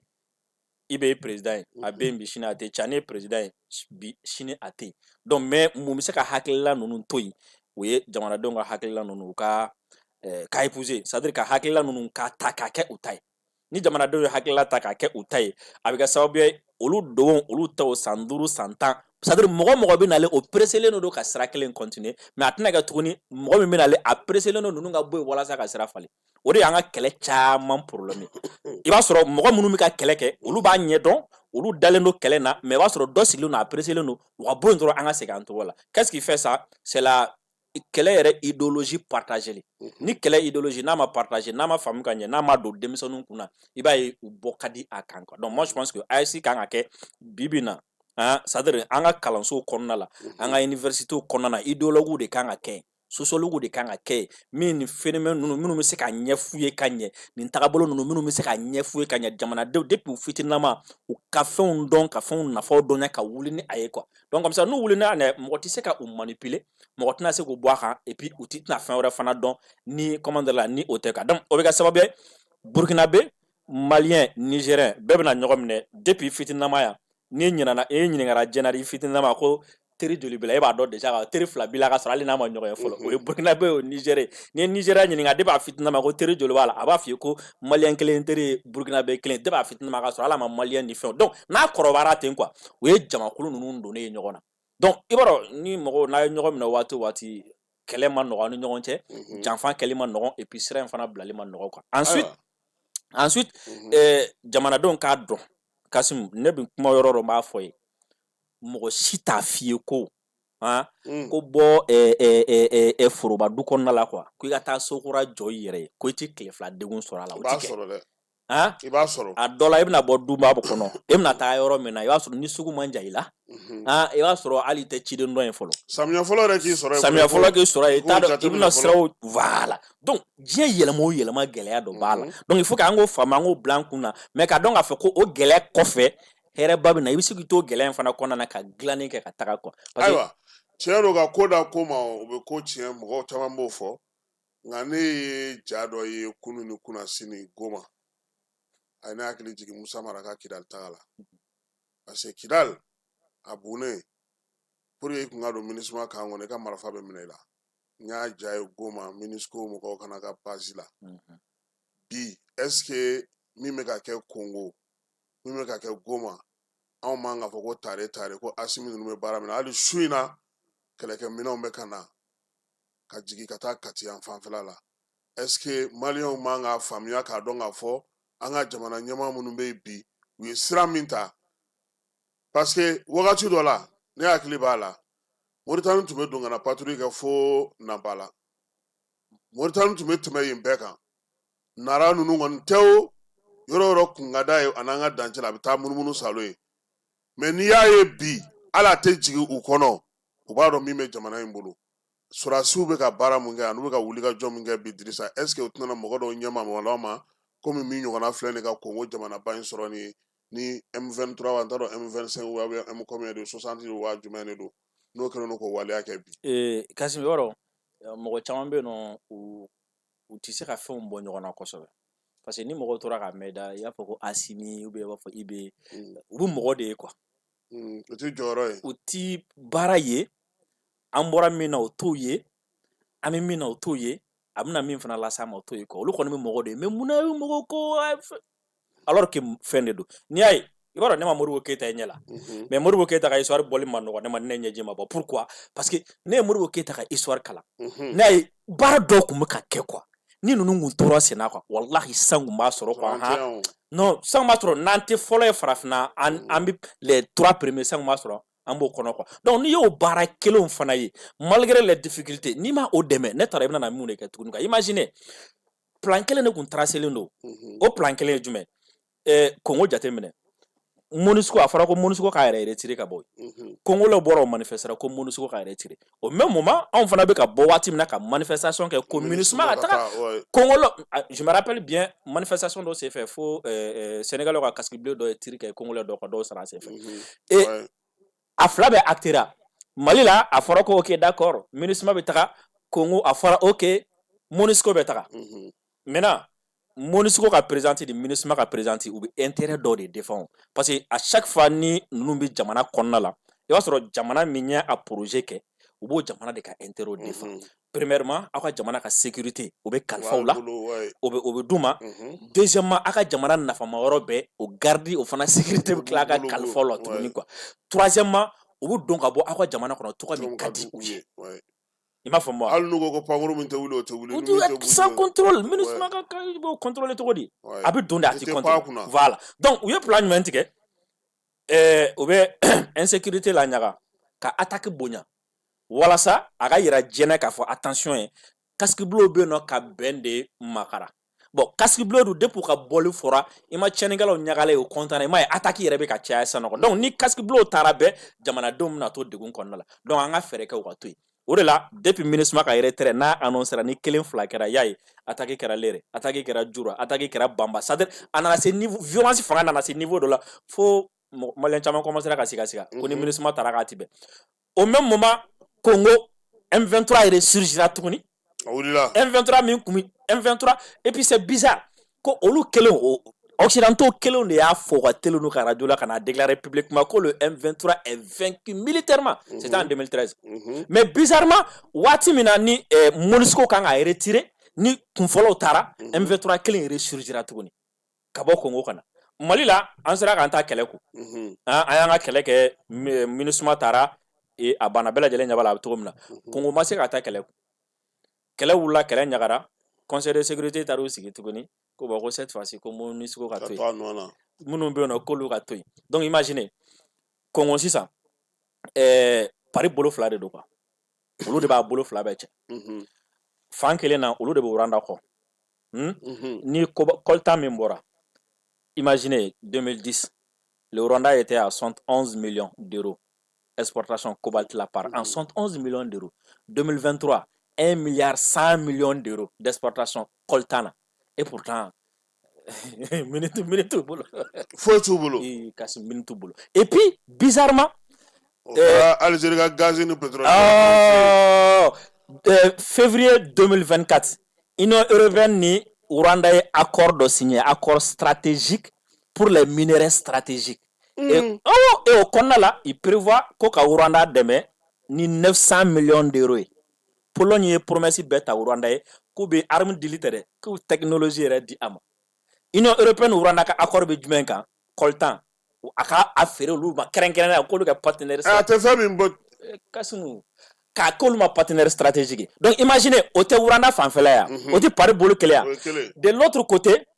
kɛlɛ bɛ Nord Kivu min nɔfɛ o Nord Kivu fana sécurité dilen don MONUSCO de fana ma tuguni pari bolo filanan yan fɛ quoi MONUSCO de fana b'o site protéger tɔni min fana kan ka na Congo MONUSCO de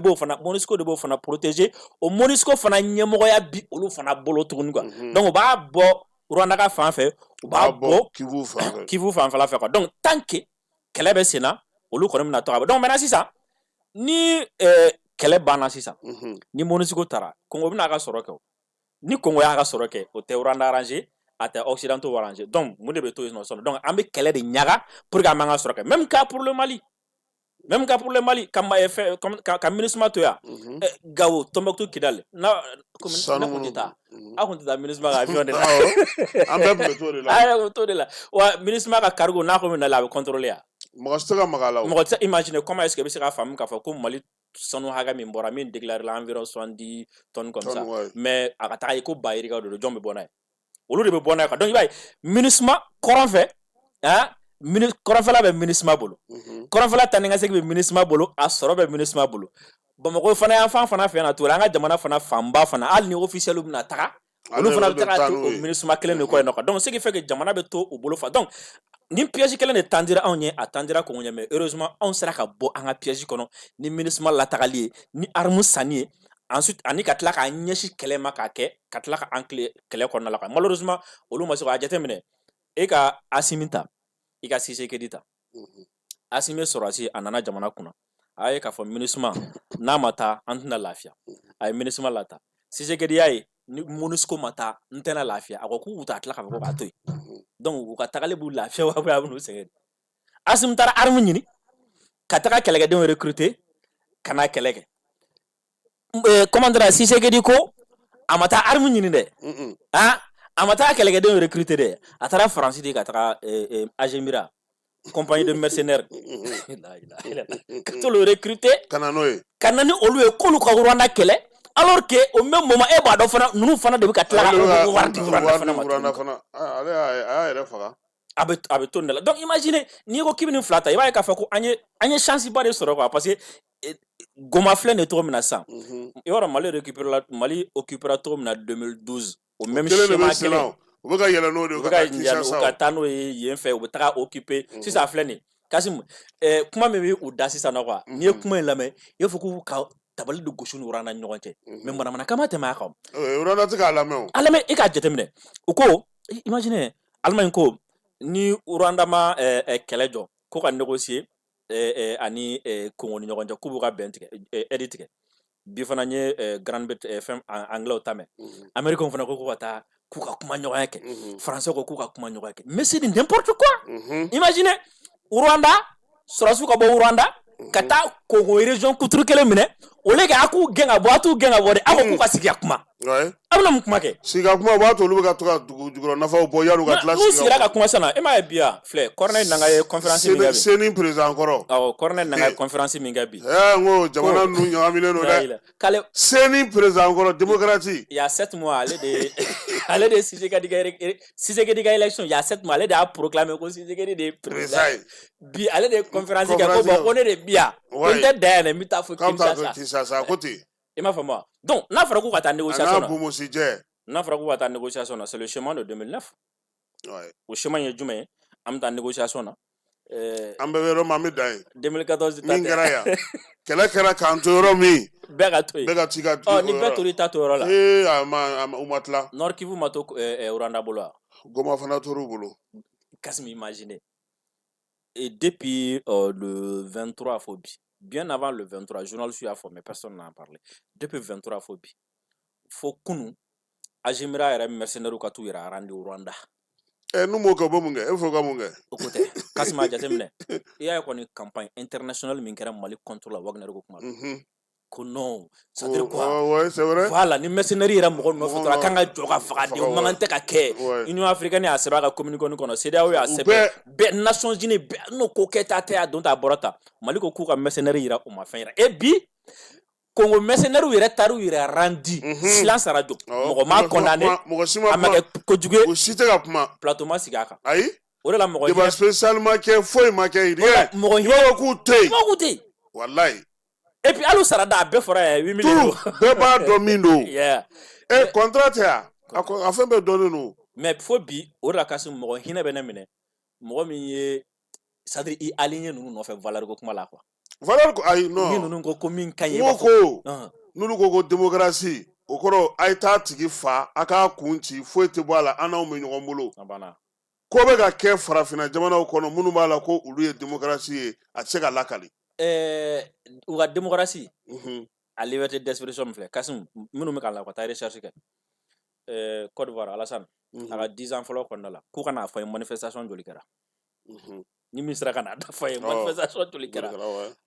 Mamadou Youssouf Niger a ye mandat 2 kɛ k'u kana fɔ manifestation joli kɛra et pourtant c'est des démocrates. C'est des démocrates. Hein? Démocratie kɔrɔ de ye i b'a ta tubabu ka dabada ma fɛn min ka di i b'o kɛ. Et puis a jamana kelen kelen bɛ yen o de la souvent il y a des gens qui parlent a bɛna fɔ u y'a fɔ an ɲɛna terminal la ko Brésil est un géant au pied d'argile quoi. A jateminɛ bibi na ni ye Côte d'Ivoire jamana yiriwalenba don wari bɛ yen. Wa ko fɛn bɛɛ bɛ yen. Mais ni Ivoirien yɛrɛ kumana olu bɛ nin kana buudu. Kasim ta enquête kɛ ko CEDEAO jamanaw kɔnɔna la an kun bɛ cogo min na ko CEDEAO jamanaw kɔnɔna la ko marché ba fɛn fɛn kun bɛ CEDEAO jamanaw kɔnɔna na qu'est-ce a kun bɛ farafin bolo marché ba c'était aux mains des Européens ou bien les Américains marché ba fɛn fɛn kun bɛ yen fitini ninnu u société écran sugu dɔw dilan comme malien ye sisan an b'a kɛ n'a fɔ e t'a dɔn k'a sɔrɔ e ta tɛ e ta tɛ an ɲɛ b'a waritigi caman na u da delilen don sisan minɛ parce que tiɲɛ yɛrɛ la a fɔra mɔgɔ caman ma k'u ye waribatigi ye bi mɔgɔw bɛ k'a faamuya k'a dɔn k'a fɔ ko u ka wari yɛrɛ kun t'u ta ye u ka nafolo tɛ an bɛ wari de ta an bɛ société an bɛ bila ka société créer o bɛ dara yɛrɛ hali société min don yɛrɛ an bɛ société dɔ créer fo Canada n'an ye société créer Canada sisan nɔ o société bɛ na filiale dɔ kɛ Mali la yan maintenant o filiale dayɛlɛtɔ la peut-être comme Mali taxiw b'a fɔ pour que i ka filiale ka kɛ yan fo malien dɔ ta i ka dɔ ta baara la o fana bɛ dɔ kɛ banna ye o sen fɛ malien dɔ ta bɛɛ b'o ye o fana VUT ni fɛn miliyari fɔra donc o fana bɛ yaala yan nɔ o bɛ sobaw jɔ o la don min na sa o la Jack tu es obligé k'i aligner i b'a waati dɔ la i dabali bɛ ban i b'a sɔrɔ Mali kɔnɔ e yɛrɛ bolo sɔnna ka vraiment mɔgɔ min ye wariba sɔrɔ diɲɛ na a ka diɲɛ bɛɛ lajɛlen dilanna mais munna ni Maliko kuma fɔra a tɛ se ka tiɲɛ fɔ munna mɔgɔ bɛna bi yan a tɛ se ka fɛn kɛ a b'a ka hakɛ de nɔfɛ a b'a dɔn min b'a bolo a b'a tigi dɔn ayiwa Fala n t'a dɔn n'a sɔrɔ mɔgɔw bɛ k'a lamɛn nɛgɛjuru sira kɔni ye 92 42 42 30 ye ni minnu b'a fɛ ka ɲininkali kɛ Dirisa Mamɛn la mais Dirisa diɲɛ bonya ni diɲɛ kɛcogo fɛn bɛɛ lajɛlen diɲɛ taabolo bi na mɔgɔ caman kan k'a faamuya parce que Trump fana wulilen don k'i jɔ sisan ale bɛ ka taa n'an ye sira min yɛrɛ fɛ nin ye nin sira in nin ka gɛlɛn dɛ gɛnni yɛrɛ bɛ donna a la i b'a min bɛ Trump ko diya ne b'a dɔn k'an ka segin an ka jamanaw la c'est-à-dire k'an ka na an ka zon n'an ka wari dunnaw nɔfɛ Trump tɛna f'i ye ko o seri k'a sɔrɔ i ko ka guwa ye a t'o fɔ ale t'o kɛ min b'a kɔnɔ a b'o de f'i ye quoi donc o la e kan ka dɔn et puis mɔgɔ n'i bɛ fɛ a k'i bonya quoi f'a ka dɔn k'i ye cɛ ye quoi o kelen na a bɛ cɛ bonya dɛ ɲɛ t'a la a bɛ Poutine gasi sigi a tɛ manamana ko fɔ o ma a bɛ cɛ dɔn donc quelqu'un comme ça e b'a dɔn désormais n'a f'i ka taa aw ni ɲɔgɔn cɛ a bɛna ka intérêt défend e fana bɛ n'i ka intérêt défend kelen filanan ye jumɛn an bɛ ka kɛlɛ caman kɛ Trump ka kuma togo la a bɛ jo de di an ka kɛlɛw ma parce que Trump dit Amérique d'abord et nous on dit Afrique d'abord est-ce que an ka k'an jija minɛ a k'a ta an k'an ta an ka comment la k'a ta u ye sanction baw da Russie ni fɛnw kan parce que ko Ukraine k'a bɛna Groenland minɛ k'a bɛna Canada fara Amérique a ko ten dɛ k'a bɛna Canada fara Amérique kan a ko ten ensuite a ko o don na a ko fɛn ma Français ni Allemands ma quoi ko bon an bɛ yɔrɔ min na sisan nɔ quoi a ka lakana a bɛ joli sara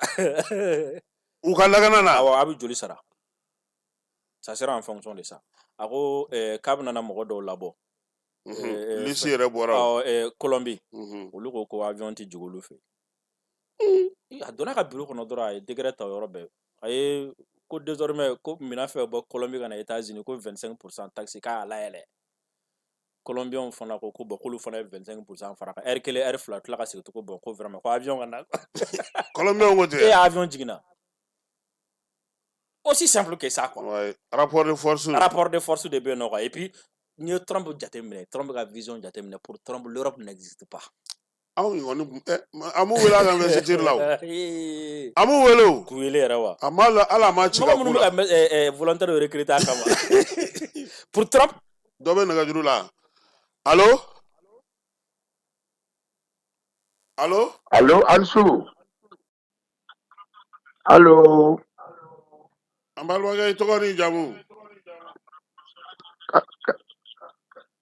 Sinali Konate don Sinali Konate.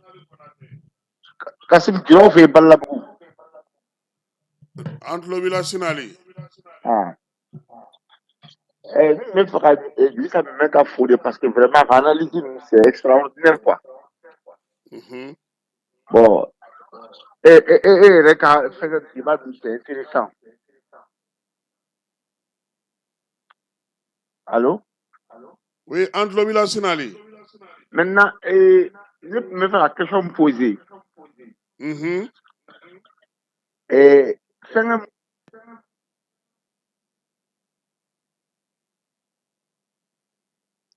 n'a fɔ Sinali yɔrɔ ka jan. Sinali bɛ se k'i ka ɲininkali kɛ?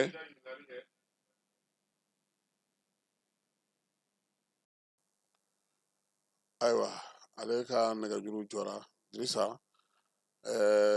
Trump ne ko a bɛna mɔgɔw gɛn tiɲɛ yɛrɛ la. Bon, mɔgɔ ye lisi min ye, n'i ye lisi en tête kalan, a ma fɔ ko mɔgɔ gɛntaw,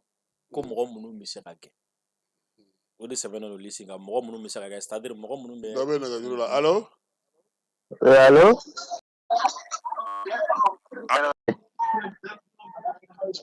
Traoré. Nba. Semua kan Tɔɔrɔ sɛ. An basi foyi t'a la ye. An b'a la tanu i yɛrɛ don. Basi foyi t'a la. I ka ɲininkali ye jumɛn ye? An ta ye foli ka bila la. O diyara n ye. An bɛ ka influence parce que n bɛ fo kosɛbɛ Dantɛ la don o don b'a influence la sɔrɔ cogoya min se ka sɔrɔ ne bi tɛ. D'accord. Wa n bɛ n balimakɛ fana fɔ min dira ninnu da ye. A tulo b'i la. Ko n b'a fɔ an cɛ sira an timinadiya. N ka dɔ kɛ Ala k'a da sira. Amina yarabi. N'a sɔn ɲɔgɔn kan ye. Amina yarabi. Ala k'a dɛmɛ. Amina yarabi. Nin ta kun ye foli ye. Ne kɔni ɲɛ bɛ min na wɔlɔfɔw bɛ ka labɛn kɛ dɛ. Wɔlɔfɔ olu b'a la k'u ka mɔgɔ minnu kan ka na olu kɔnna ka u taw labɛn ka ban dɛ. Oui, bɛɛ kan k'i ta labɛn. Ne ko ɲinan u bɛna u fili yan de yan ou bien u b'a kɛ n'i bɛ bɔ parce que dɔw tɛ se ka na yan o. U bɛna comment dire la bon déjà n y'a f'i ye n ko c'est mɔgɔ minnu don mɔgɔ minnu bɛ se ka gɛn mais en réalité Trump ka problème fanba ti ani Afrique ni ɲɔgɔn cɛ. Trump ka problème fanba ye ni ani c'est-à-dire Sud-Amérique fɛn ninnu Mexicain ninnu ni voilà ani Honduras ninnu Trump bɛ olu de nɔfɛ hali n'i y'a jateminɛ depuis gɛnni daminɛna décret taara olu mɔgɔ hakɛ min taara ka ca ni mɔgɔ 4000 ani kɔ ye. Trump ka problème fanba ye a ka problème fanba ye olu de ye donc a bɛ se ka kɛ maliyɛn caman bɛ yen nɔ papier t'u bolo u bɛ citation régulière la mais a ti kɛ ani jamanaw ni ɲɔgɔn cɛ kɔ quoi. A bɛ kɛ u ni jamanaw ni ɲɔgɔn cɛ laissez-passer de bɛ d'u ma walasa et ne ma da la maliyɛn minnu bɛ yen nɔ n'u bɛ nali kasi. Olu bon u man teli ka se farafinw ma o. Ma da la parce que déjà i b'a dɔn mɔgɔ bɔta minnu filɛ ne ka bɔ a mɔgɔ bɔta fanba ye mɔgɔ minnu minɛnen kun don ye quoi. O de ka ca a la kosɛbɛ quoi parce que mɔgɔ dɔ tun bɛ a bɛ n'a fɔ n'i donna Europe sisan nɔ mɔgɔw ti kɔgɔji tigɛ duguma sira fɛ ka don u t'u bila centre de rétention kɔnɔ donc a mɔgɔ fanba ye o mɔgɔ ninnu ye quoi o mɔgɔ minnu tun bɛ yen voilà minnu tun bɛ yen nɔ n'u bɛ attente la u ma papier sɔrɔ fɔlɔ et puis chaque jour i b'a sɔrɔ dɔw bɛ don u b'u minɛ ka t'u bila. Ne kun ɲɛna k'u bɛna taa cɛba ɲɔgɔnna dɔ de ta ka na d'an ma yan o. Ayi n'u ko k'u bɛ taa an ɲini ten New York kɔnɔna na an ti ye dɛ. Dɔ bɛ nɛgɛjuru la allo. Allo an so Kasim. N b'a ni so. I Traoré somɔgɔw bɛ di. Tɔɔrɔ sɛ. Ka weleli kɛ o Itali. Itali. Awɔ. Ayiwa i tɔgɔ n'i jamu. Ne tɔgɔ Ibrahim Traoré. Nka dɔ wɛrɛ. Traoré. I ka ɲininkali ye jumɛn ye ne balimakɛ. Ne bɛ fɛ ka ɲininkali min kɛ bon komi n ye lisiw ye ko Trump bɛna maliyɛn dɔw i n'a fɔ mɔgɔ 900 ɲɔgɔnna refilé ka bɔ Amérique. N t'a dɔn ni tiɲɛ don wa ou bien ni nkalon de don. Ayiwa Dirisa bɛ n'i jaabi. Ok. Parce que an b'i fɔ i ka jamanajɔ la. Merci beaucoup. N bɛ ɲinɛ ka fɛnɛ fɔ pour a bɛɛ k'i cɛsiri. N'Ala sɔnna. Jamana wɛrɛ t'an bolo ni Mali min tɛ Mali kun binna dɛ. Non Mali kun binna. Dondo la nera kumenda ga mirin kasi gongo chinra la wati na ogo sagoni sogonda no be ga no go dona ne adon go chana go mali go jamana be tambulo abin yana la sona ne komi bi ambala fokala bargada ambe ala de dal de la ka be ani kele ala ko to di jamana ko no amina ya rabbi ala ka jamana ne ala ka sangro ala ka video tawati amina ya rabbi ala ka kisi jugu toro ma amina ya rabbi enga kuma laban ni amba ala belita anga jamana dimun danda amerika no ga jamana buruda dia dongoro ko olula sangana jamana ko no ka baraga ula kaje Ibrahim o ko ni ko munu me dugu ko nana ko lu minemani ay min amerika no tagara no daga jamana da malo ko parce que ni arama de re sigira ko ne an dambe to ke ne e sigi ba banani su do kere ni emri ko na fara ko malian do fira ba malo ko kula tege sengale donc o kana o kala mara quoi ala sonama okay ala ga shura da maka fari ran kana na amina ya rabbi merci beaucoup mesa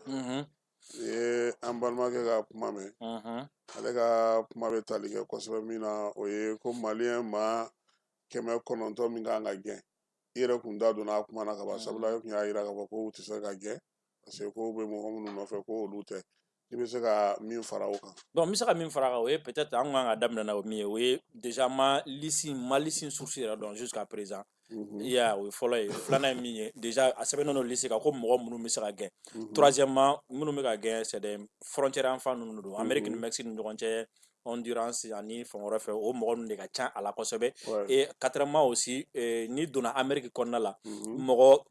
chaque état aussi a n'a kɔnɔna tɔgɔ don par exemple New York kɔnɔna la mɔgɔ gɛn ma nɔgɔ New York ni m'a faamu o ye nord commande la o ye nord sariya no fɛn quoi donc maintenant n t'a dɔn u ye nin fɛn ninnu kɛ cogo na mais ma da la k'a fɔ ko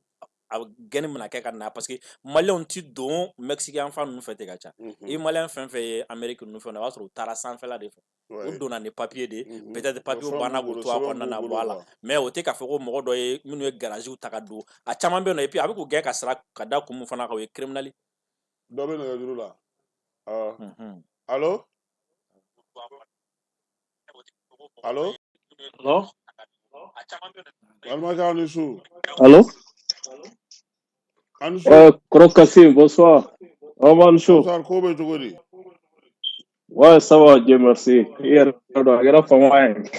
n ye gannen don o la dɔɔni Konate don quoi Atlanta Konate ko bɛ cogo i tununa dɛ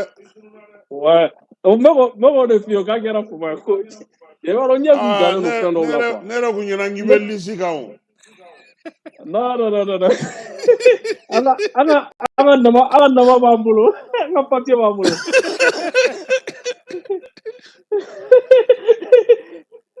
a ko bɛ cogo di ye n'i ka bɔ vendredi ye tuma bɛɛ n b'a jaabi d'accord ok non o ye foli kun o walayi komi an famara donc Dirisa b'i vraiment an famana minɛ aw fana ka baaraw ka ca o famara yɛrɛ tɛ bon ne tun bɛ ci dɔw la kalan dɔw la quoi o de y'a kɛ d'accord effectivement n bɛ foli bila o la ani ka ɲininkali kɛ l'INAFO fɛnɛ la quoi passeport ko la quoi passeport n t'a dɔn n'o b'aw ka débat la bon passeport b'a tacogo kɔrɔ la ne b'o yɔrɔnin faamu dɛ parce que an kun bɛ passeport wari sara faransi de ye quoi an yɛrɛ bɛɛ b'a sara faransi de koyi mais hali kura in kɔni t'o la o t'a la ou bien o b'a la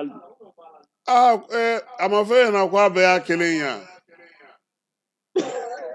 cɛ du b'o bɔ a la o ye damara ye dɛ wari kɔni bɛ taa sara i ko banque de la dɛ cɛ f'an ka k'an ta de an b'o de nɔfɛ hakɛto bɛ kuma la k'an k'an muɲu ko yan'an k'an ta sɔrɔ ok ni Ala sɔnna on verra parce que o kunpa min bɛ ne la o kelen bon an b'a fɔ Dirisa ye ko bon courage Aura folie kuno wallahi. Am famaram. Vraiment merci Konaté.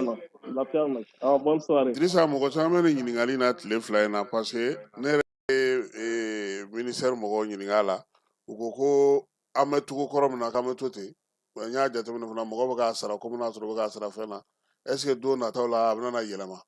Bon laɲini de ye nin fɛn ninnu bɛɛ lajɛlen ka yɛlɛma quoi mais i b'a dɔn kɛlɛ o kɛlɛ n'i b'a kɛ il faut être réaliste et pragmatique i b'a sɔrɔ ko dɔw bɛ yen nɔ i bɛ n'a sɔrɔ yen i tɛ se ka wuli dɔrɔn sɔgɔmada fɛ dɔrɔn ka taga bɔ parce que n'i ko i b'a taga bɔ sɔgɔmada kelen dɔrɔn i b'a bɛɛ tiɲɛ siɲɛ kelen quoi donc comme ça i bɛ to relève labɛnni de la quoi n'i ko f'i yɛrɛ k'i sago sɔrɔ don min na i ka minɛnw sɔrɔ minnu bɛ se ka to i b'a dilan Assimi fɔlen d'o la dɛ voilà sinon i bɛ se ka i dusu ta ka na dɔrɔn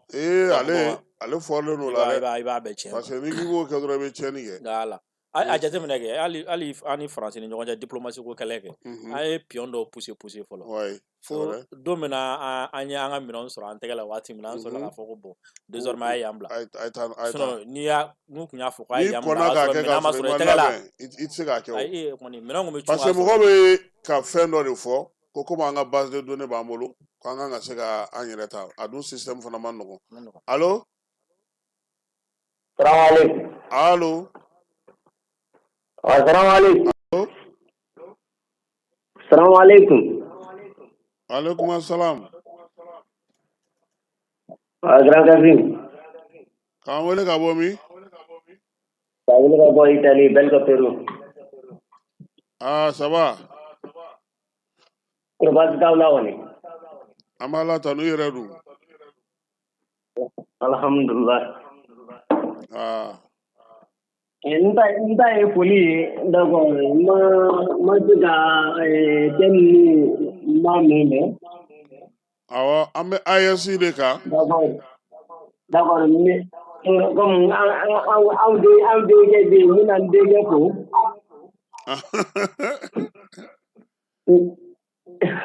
Komi n bɛ n da k'a ka ɲi sini.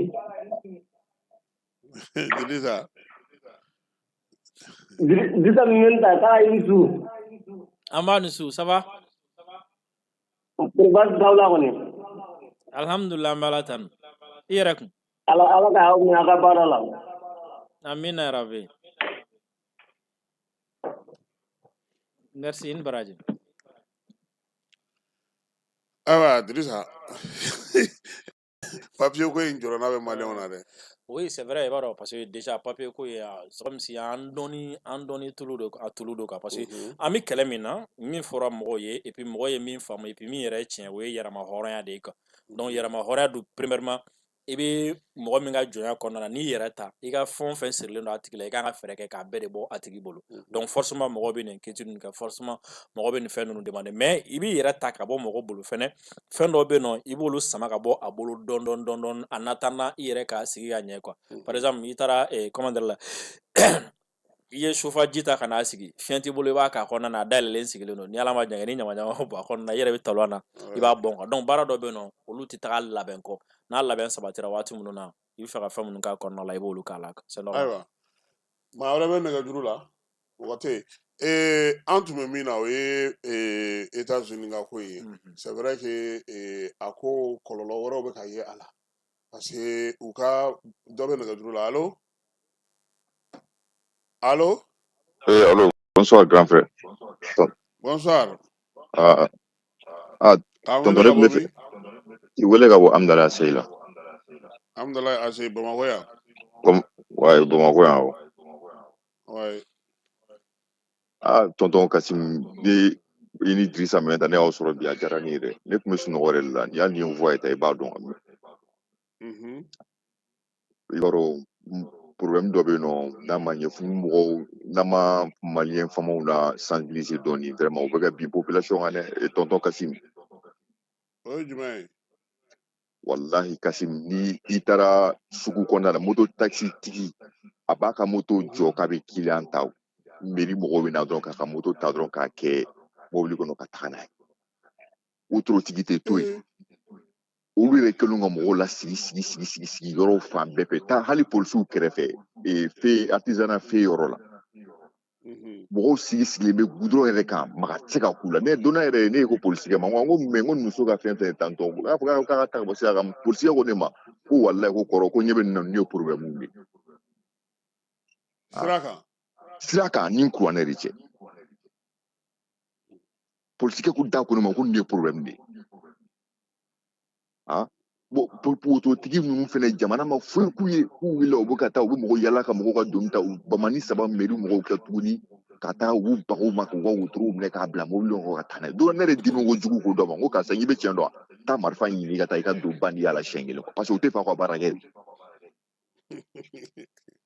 wallahi u tɛ fɛ population ka baara kɛ ni ala ta baarakɛbali gansan mɔgɔ min mɛnna chômeur k'u ta k'u kɛ ɲɔgɔn kan u kɔni u bɛ ka sanfɛmɔgɔw de tɔgɔ tiɲɛ ne b'a dɔn cɛ min bɛ mairie kɔnɔ ni Asimi y'a ta k'a kɛ mairiba la sisan nɔ wallahi u tɛ nin yɔrɔ ninnu kalama on dirait a kɛlen don ka fu na de diyagoya ka fɛn dɔ f'u ka taa i ka kuma in nana to bɛ bɔ a kalama voilà bon i ka taa fɛnɛ salvaire yɔrɔ la e ka taga yen nɔ ba i bɛ taa moto jɔjɔlen sɔrɔ parking ko mairie mɔgɔw de autorisation ta k'a d'olu ma e ka taa sira lajɛ sira yɛrɛ tɛ Bamakɔ yan yɛrɛ u y'a bɛɛ feere sira fitinin fɛnɛ ma b'an débrouiller mɔgɔ kelen ka taa yɔrɔ jɔ ka feerekɛlaw bɛ côté dɔ la u kelen ka yɔrɔ dɔ di mɔgɔ ko parking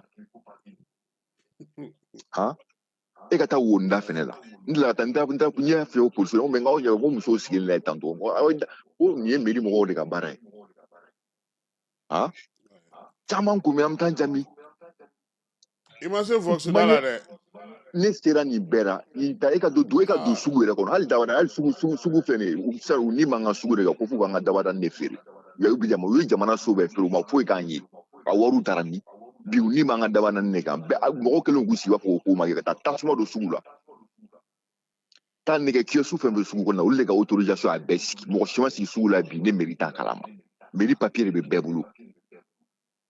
u kɛlen ka taa namaratɔ bureau ni dɔ de sigi sugu kɔnɔna la wa ko sugu bureau olu ni faamaw bɛ bɛnbɛn mɔgɔw kan ka taa ka mɔgɔw di taa bɛ don sugu kɔnɔna la pompe tɛ se ka don Musa Tarawele ka taa na sugu in jɔra an denmisɛnnin ma wallahi hɔrɔn kɔnɔna la mobili ni moto tun bɛ don ka taa garder sugu kɔnɔna la an denmisɛnnin ma ni mɔgɔ dɔ bɛ se ka n seereya mais bi wallahi n'i taara i bɛ fili a yɔrɔw ma u y'a bɛɛ feere k'a bɛɛ morcelé bi ni bɛ sugu de kan ko f'u ka sugu feere dabada ni san fila yɔrɔ min jɔra nin Musa Tarawele y'a jɔ moturuba bɛ président Musa y'a yɔrɔ jɔ ka yɔrɔ kɛ tɔli ye a dilan wa bi t'a la u bɛ k'a bétonné k'u bɛna dɔ wɛrɛ jɔ a sanfɛ k'o kɛ magasin u y'o feere dɔ ma k'a sɔrɔ yɔrɔ in ye jɛngo fila kɛ fɛnɛ kɛ siman fanga bannen don t'a lajɛ aw fana ka n'aw sigi ten tɔ an ka kuma bɛ a ye taa kuma cogo dɔ la y'aw ɲɛ la quoi u bɛ taa dɔrɔn k'aw yɛrɛ justifier togo sugu dɔ ka to aw kan n'u fɔ dɔrɔn ka mun ka don bureau kɔnɔ dɔrɔn faamaw b'a la n'u bɛ dɔ sɔrɔ mun na dɔrɔn u b'o de accorder wallahi mun tɛ fɛ u b'a fɔ ko wayi ko ba di maliyɛn dɛ c'est vrai maliyɛn fanba bɛ baara mais maliyɛn ma kalan baara ka d'olu ye mais maliyɛn faama tɔw kan fɔla wallahi maliyɛn mun kalan u tɛ fɛ mɔgɔw ka bɔ nɔgɔ la wallahi u tɛ fɛ mɔgɔw ka bɔ nɔgɔ la i bɛ bɔ yan nɔ Diri ye kuma dɔ fɔ sisan a ka kuma kɔnɔna la ko dɔ tɛgɛ da i ka taa frontière da ninnu na i b'o i b'a da u ka sira foyi t'a la taa k'i ta poste la kɔrɔ k'i ta poste la taa k'i ta poste la kɔrɔ ne y'a f'i ɲɛna ko policier bɛ mun minɛ hali o sira kan u ye ko moto ka ti dirisi an ye émission k'o kan yan e ka taga Keniba fana la même chose faama min bɛ bila k'u ka taa ko ka taa environnement si olu de bɛ ka yɔrɔw di Chinois ma k'a kɛ jɛnnigali ye depuis kan Musa ka temps waati sanu bɛ ka bɔ cogo la fo bi a bɛ ka bɔ mais an bɛ ka taa se de nin y'a bannen de ye t'a lajɛ Chinois bɛ ka mun da yɔrɔ kan faamaw t'u sigi k'u ɲɛ tɛ nin bɛɛ la mɔgɔw bɛ ka kuma fan bɛɛ fɛ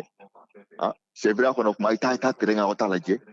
Busomɔgɔw ka sira t'a la Chinois b'u nɛgɛ nɔ miliyɔn 50 u b'a ta k'a di mɔgɔ kelen ma jɛnnigali a b'a wari dun ka ban dugukolo tiɲɛna ka ban sɛnɛ tɛ se ka kɛ bagan tɛ se ka mara yen mɔgɔ hadamaden tɛ se ka mara fosi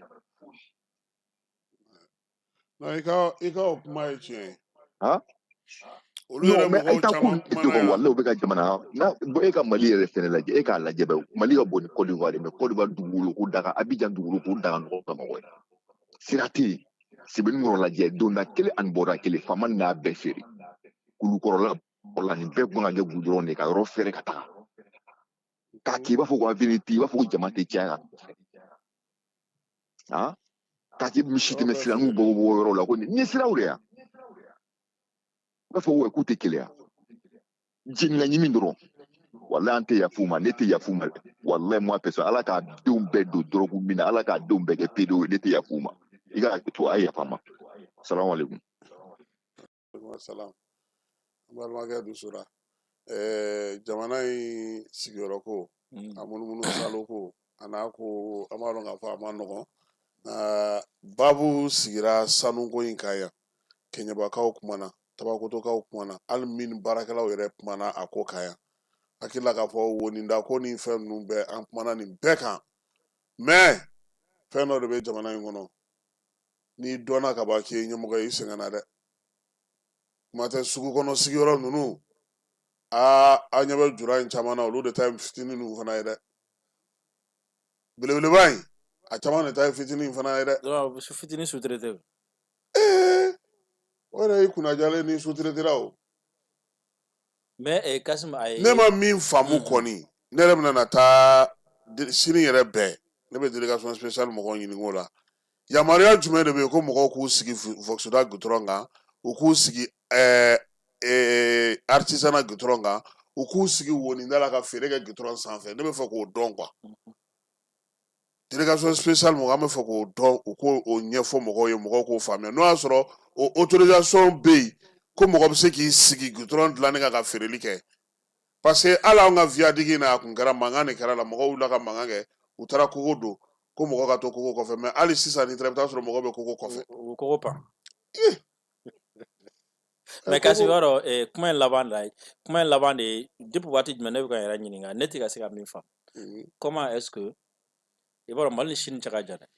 comment est-ce que mo do be se ka bo fo Chine ka menon chaka nanu e malla quoi ka ba mo ko chechi quoi ka taga mali dugu do kono quoi ay sa mali on e bu nyafe ka ta o dugu kolo ay Drissa tito e ka kuma ere c'est comme si ça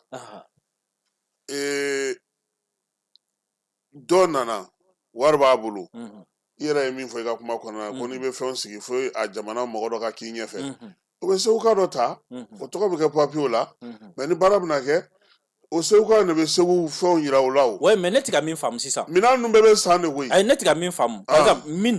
min sisa na quoi ne be faire ta min do exploiter ça moi je pense que autorisation de bala il y a une autorisation d'état o be diu voilà bon c'est ce que je ne comprends pas autorisation be di mais autorisation be temestra munu fe sigira mo nunu ulu chamanga kunde to ulu ka ko de to la ko fona kara pumamna fo mako concertation sociale ka dugu don wele bodu me ka domina fana minti ni warde bina abe lisi de sebe abe baro de ka examen kuna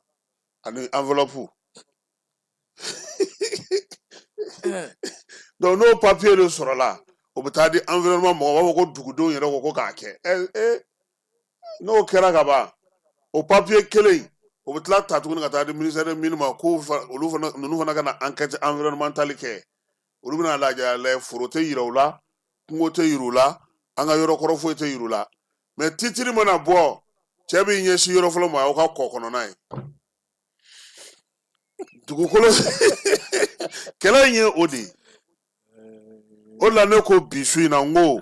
gouvernement ka nga bede jo folo no abe jo illegally yo illegally yo ka be jo folo yamaria jumene be ke kata do mo ka kungo kono ikata du ka fara kono ikata du ka ba kono ikata du ka du kono do ya nwele ya wallahi ube kenyeba marala uka du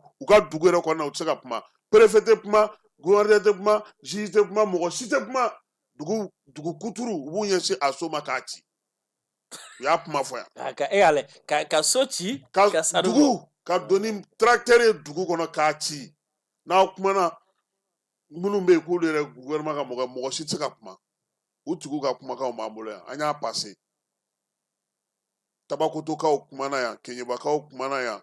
mo site komi me sanu degume munu na bi ku mapuma non mais ni joli te frate non o la ngo a fin de be de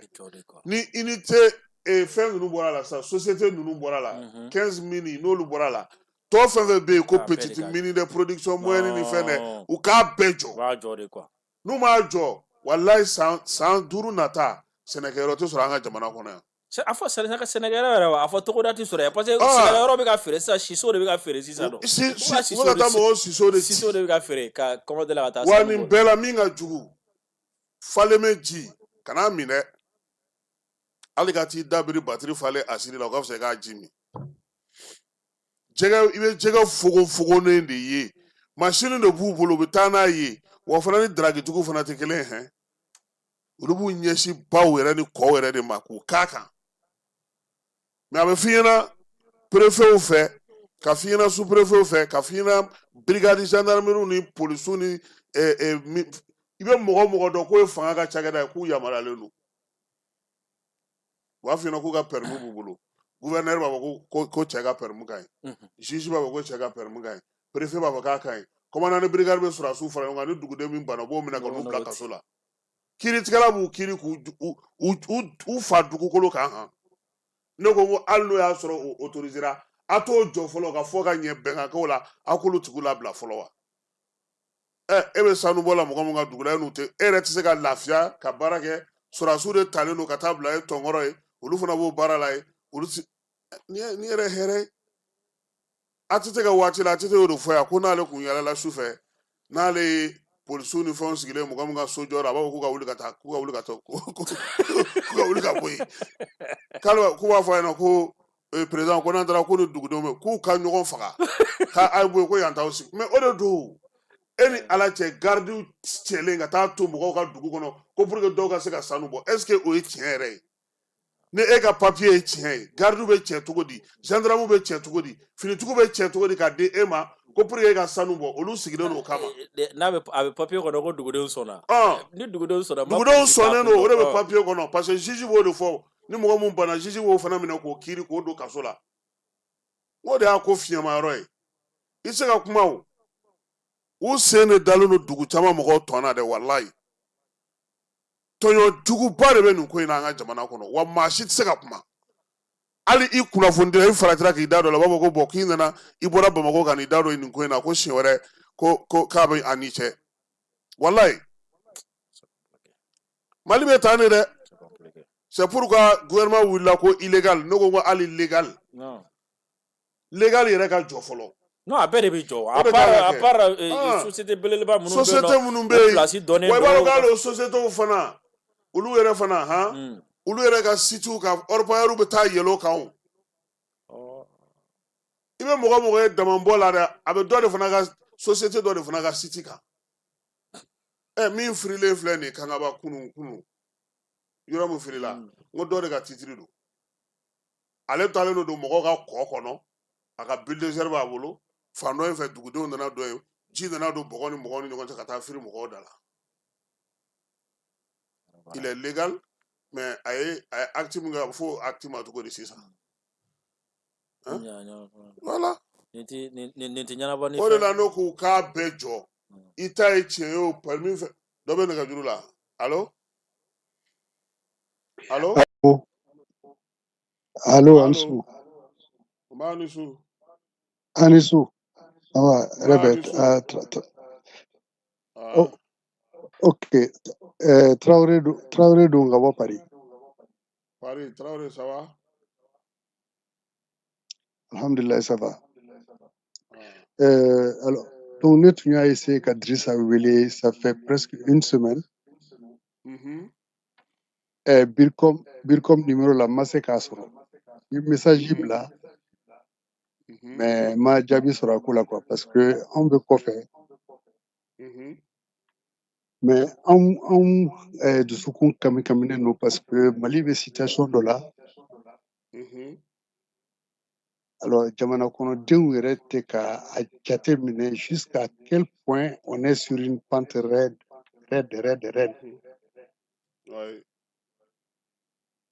ko bɛɛ bɛ se ka basculer en un instant donc prise de conscience min kan ka don jamanadenw na en tout cas ne ka hakilina la o tɛ yen nɔ parce que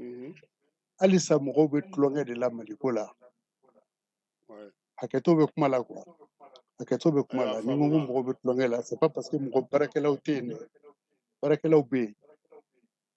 mais jamanaden fanba je me demande si ils prennent la mesure de la situation. C'est pourquoi on va faire Drissa Nina et nous en inbox. On va se faire Kodo Daira Nyokona. Parce que émission couronnée nous. Ouais. On sait comment faire exactement quoi. Aïwa, ani na machine na la sona. Ni ala sonama. Abidjan Fanaka Neto Modibo Traoré. Bah, comme nous faisons le domaine mina, on va échanger, on va placera. Sinon, heureusement que les militaires sont venus, hein, parce que notez, comment on fait nos bases sur la tournée.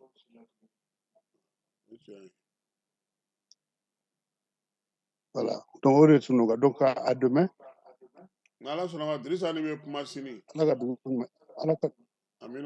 Amina Arabi. Badri. Iye ngora ga kuma mede. Nyame. Ki ayi kori. Wati dola aman nogo. Peut-être mogo ba nye kuma la. Mogo ti duguma ko do fana fala. Voilà, souvent il va sur ça fait environ avec kalo fla nyombo. Moi ndega chorwa bana mato be mbolo ya no. Nere ti bo kata ni nere tente bo chauffeur. Parce que frata clé avec frata chauffeur. Donc voilà mo crève à partir de midi ou 14h wati metaka studio la kata émission préparée après donc femme bedum fana be kan téléphone de parce que ni émission préparée dam na ni téléphone ni appel client ta droit sur biga bara minke o joja ko la ko ou bien bika conférence do ka fanda fa biko fana kan téléphone ko donc ha fam bante ni ala sonama inshallah dobe ata tara kana abna an sora yon na man sora sini ana an yon sora iye sanugo nyire sanugo mami c'est-à-dire abi jodi voilà abi jo et puis ka sanction ke quoi parce que fin do bi ka fo olu tisera nye jamana kono quoi parce que jamana service kele contrôler service fla contrôler service saba contrôler et puis surtout katla ka tagaye ka fa ali ya soro dugutigi la ka bala gouverneur c'est-à-dire c'est comme si mogo ye jamana dew nyemu de ne olu be don na kono mi nga dugu ni belanto via chama fana ni nyaji bina ka soro fana te tinya ka de ngo farati do koyi dugu de fana do ni nyaji bina ni tara ibe malo ya de nga ko ma gouvernement de ba jo folo chambre de mini bureau ere kumbanda bana san kema ni muganu duro ba saka fale si ça président interminé sigiro fana kuna ba ko nunu voilà parce que numéro la casse mo ga ko fora de be fale dongo do ba ko liye niye uye niye bere be ta ka tiga fanga yira misikili ko dande damanda niye kasi ni la mo ga fama ko jamana bara ko gelendo quoi ko gelendo da avec mo ko no ko no mano wati ni sira mo ka intérêt ma domina quoi do be na ga juru la nga tana tigi allo Kassim Traoré ma Amadou Traoré le ga ko États-Unis Amadou Traoré ko be tugodi ça mi ga invité fo Drissa atlo wila vraiment go potentialité bara mbakanga di vraiment je l'encourage. Merci beaucoup. Eh bien, Kassim, je te félicite aussi, quand tu as cours à Diara, faut que tu ah, merci. Ok, mais les gars, ils n'y allaient pas, mais c'est Ada Kumbara là, quoi. Donc maintenant, Amagana Tassara me fait AS. Ah ouais. Maintenant, politiciens, mon daf, là, ils ont droit à ça. Au moment là, il faut élection, c'est ça. Bon, nere bolo nunu fene komi CEDEAO be tuga muna nunu komi France be tuga muna kele muno te sege maintenant ne nunu yo ga bara ke sizanga ta est-ce que politicien nous na kope ga mo girin tugun pour que ga sege en fle ga kele ga boni lina ne ga nyini ga liyo de quoi ayiwa Dirisa bɛ n'i jaabi. Et puis Ada Kumbara Trump ka geni ko Drissa y'a fɔ cogoya min na New York yɔrɔ la bɔ la plupart o bɛ kan ka taa mɔgɔ minnu kɛlen bɛ minnu ye bandi kɔrɔ ni fɛn minnu kan pour le moment o bɛ kan o ɲɛ tile olu maaw de ma quoi mais a bɛ se ka taa kɛ malchance ye o bɛ taa bɛn mɔgɔ wɛrɛ ma mun t'o ka sara la quoi. Awɔ sinon New York yɔrɔ la mɔgɔ 1,000,000 ni kɔ o de donna mais a bɛɛ ye latino ninnu de ye a bɛɛ ye olu de ye. Ouais. Voilà donc yarɔ Africain ka dɔgɔ a la quoi i bɛ taa sɔrɔ mɔgɔ 1,000,000 na Africain mun b'a la o tɛ tɛmɛ mɔgɔ 10,000 ɲɔgɔn kan quoi. 10% comme ça quoi a man ca ten kosɛbɛ mais en tout cas ko kɔni kun tiɲɛna fo k'a dama tɛmɛ parce que mɔgɔw de kun hali i bɛ taa supermarché la k'i bɛ taa sanni kɛ wala i bɛ taa n balimaw ni fɛnw de sɔrɔ baara tɛ yen o bɛ delili ni fɛnw de la wala tuma dɔ e yɛrɛ o hinɛ b'i minɛ i b'a lajɛ i bɛ wari dɔ bɔ ka d'o ma nimisa bɛ ɲini k'a dɔw fana. Ya mais comme jamana tɔgɔ ka bon bɛɛ ko États-Unis donc o de y'a gɛlɛya ye yan nɔ.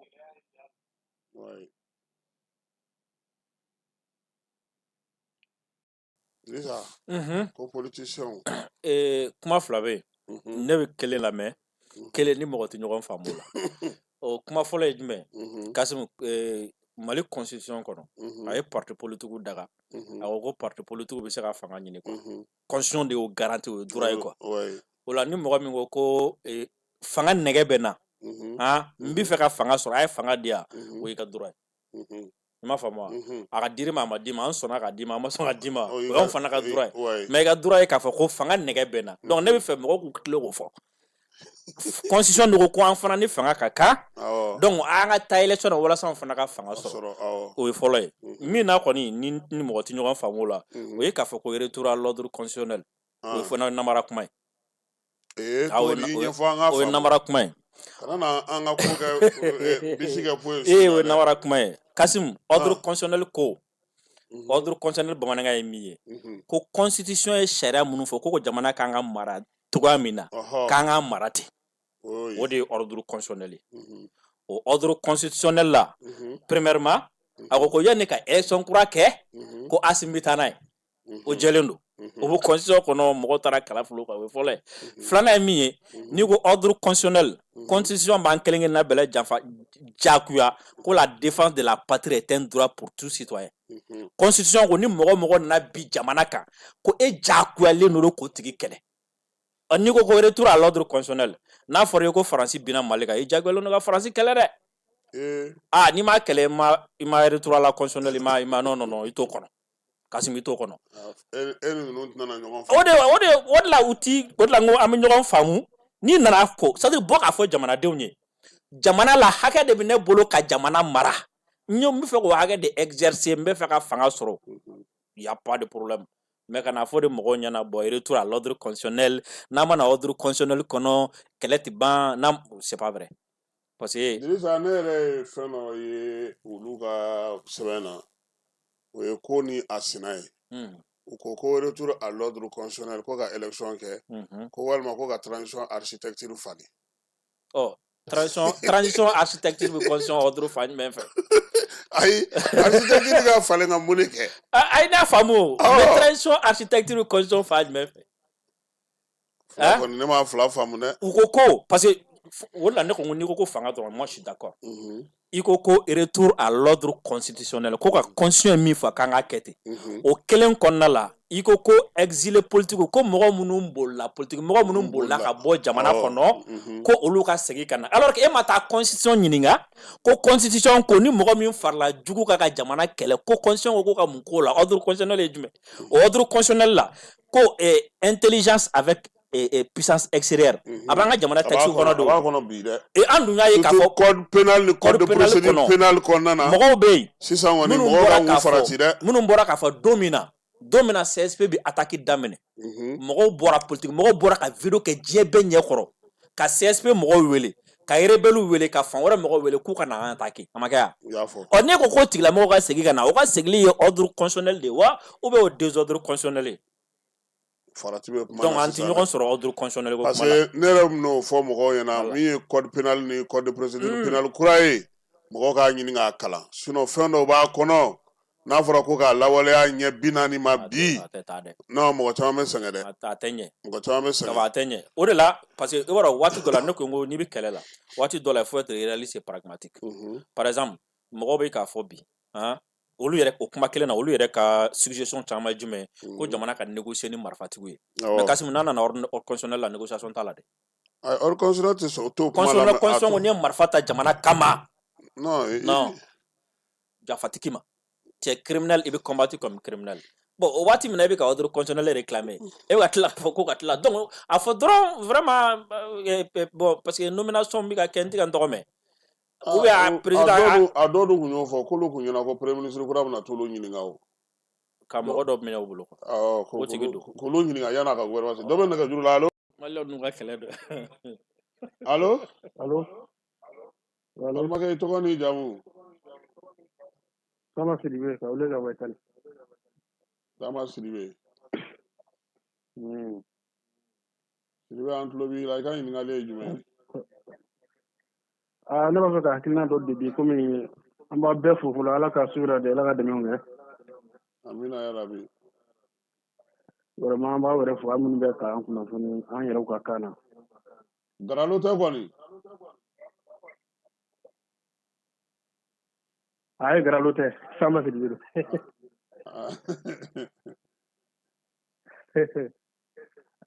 Kasim ne b'a ka hakilina de dɔ d'aw ma Maliko la komi Dirisa yɛrɛ fɛ a yɔrɔ fɔ nin ye policiers ka yɔrɔ n'u bɛ se ka policiers yɛrɛ bɔ an ka jamana marako la pewu vraiment o bɛ ɲa a b'an ka sariya sunba kɔnɔ bon o kan ka falen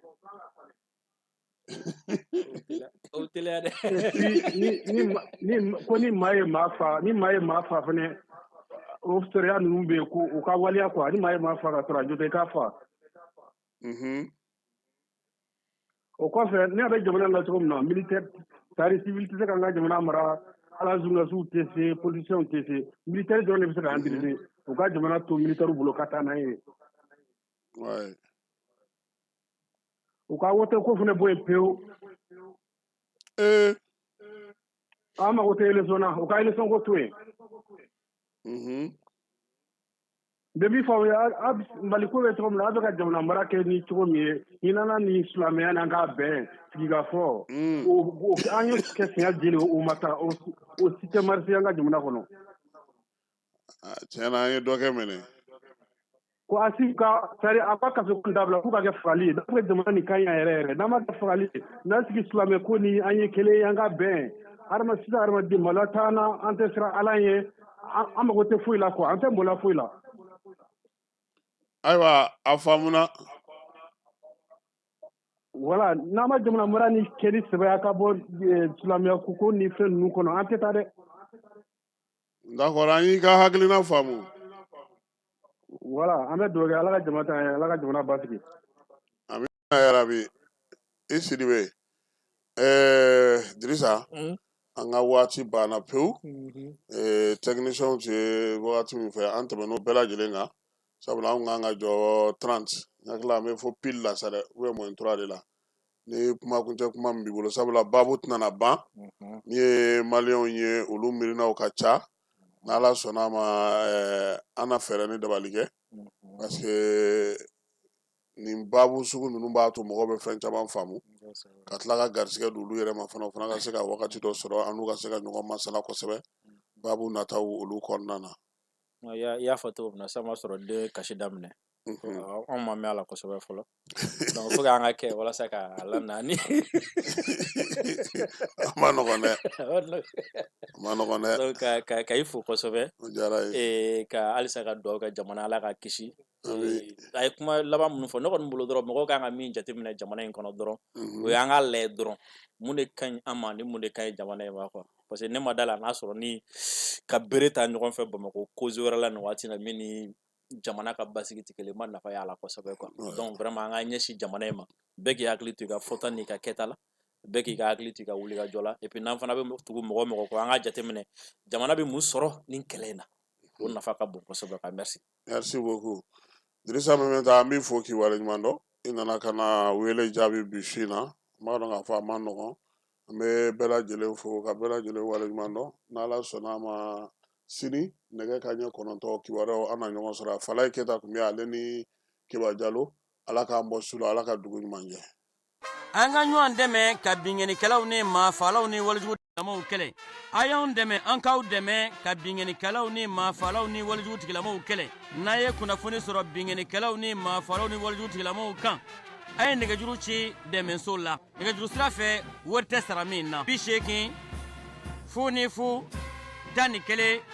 20 walima 80 00 11